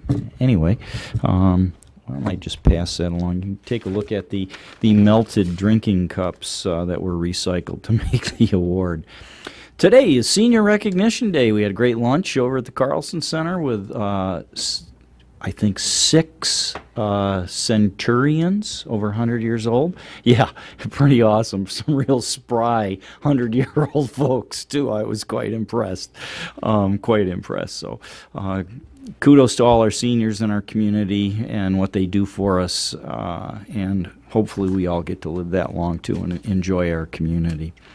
Lots going on right now. This weekend, there's 3 different walks. There's the Walk for Charity Friday night, sponsored by Alaska Travel Industry and Explore Fairbanks, starting at 6 o'clock. And then Saturday, there's 2 separate walks. The Heart Walk starts downtown at Veterans Memorial Park, 9 o'clock check-in, 10 o'clock start for the walk. And then in the afternoon, there's Walk a Mile in my shoes over at Pioneer Park that starts at 1 o'clock.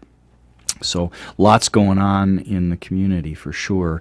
It's also Economic Development Week. We've had a number of activities this week, and I had a very nice meeting just a few hours ago up at the university with our Association of Defense Communities folks that have been in town all week. Did a presentation at the Chamber of Commerce on Tuesday and helped us look for opportunities where we can bring the university, the community, and the military together and build bridges that are mutually beneficial for all of us. And I think there's a lot of opportunities when you look at the expertise up at the university and just the economic impact of the military in this community is huge. So hopefully we can pursue more of that. There were some ideas put on the table that we're going to put a little energy in pursuing too as we go forward. You probably, and lastly on my list here, you probably remember from our DEC and EPA presentations in the community, we've got a lot of work to do as far as a new SIP plan for serious non-attainment. And one of the recommendations is that a stakeholders group be organized in our community to take a look at possibilities for what we can do with air quality and how we can respond to some of the suggestions coming from the EPA. And I was real happy to see FEDCO stepped up, Fairbanks Economic Development Corporation. They're coordinating the stakeholders group, and a bunch of folks have already jumped on the bandwagon, and they're looking for more, but the group that's putting this together and contributing to it includes the Fairbanks Chamber of Commerce, the North Pole Community Chamber of Commerce, the City of Fairbanks, the City of North Pole, Explore Fairbanks, and the Downtown Association. So a press release went out today from FEDCO on there's multiple ways that folks, if they're interested in being part of the stakeholders group, they need to fill out an application. And look for the press releases. There's so much information about the program that I can't really explain it all tonight. But you can get applications at FEDCO or here at our office, the mayor's office here at the borough, and also at our air quality department over on Pegger Road. With that, I'll take any questions if anyone has any. Any questions for the mayor? Seeing none, it was very thorough, apparently. Thank you.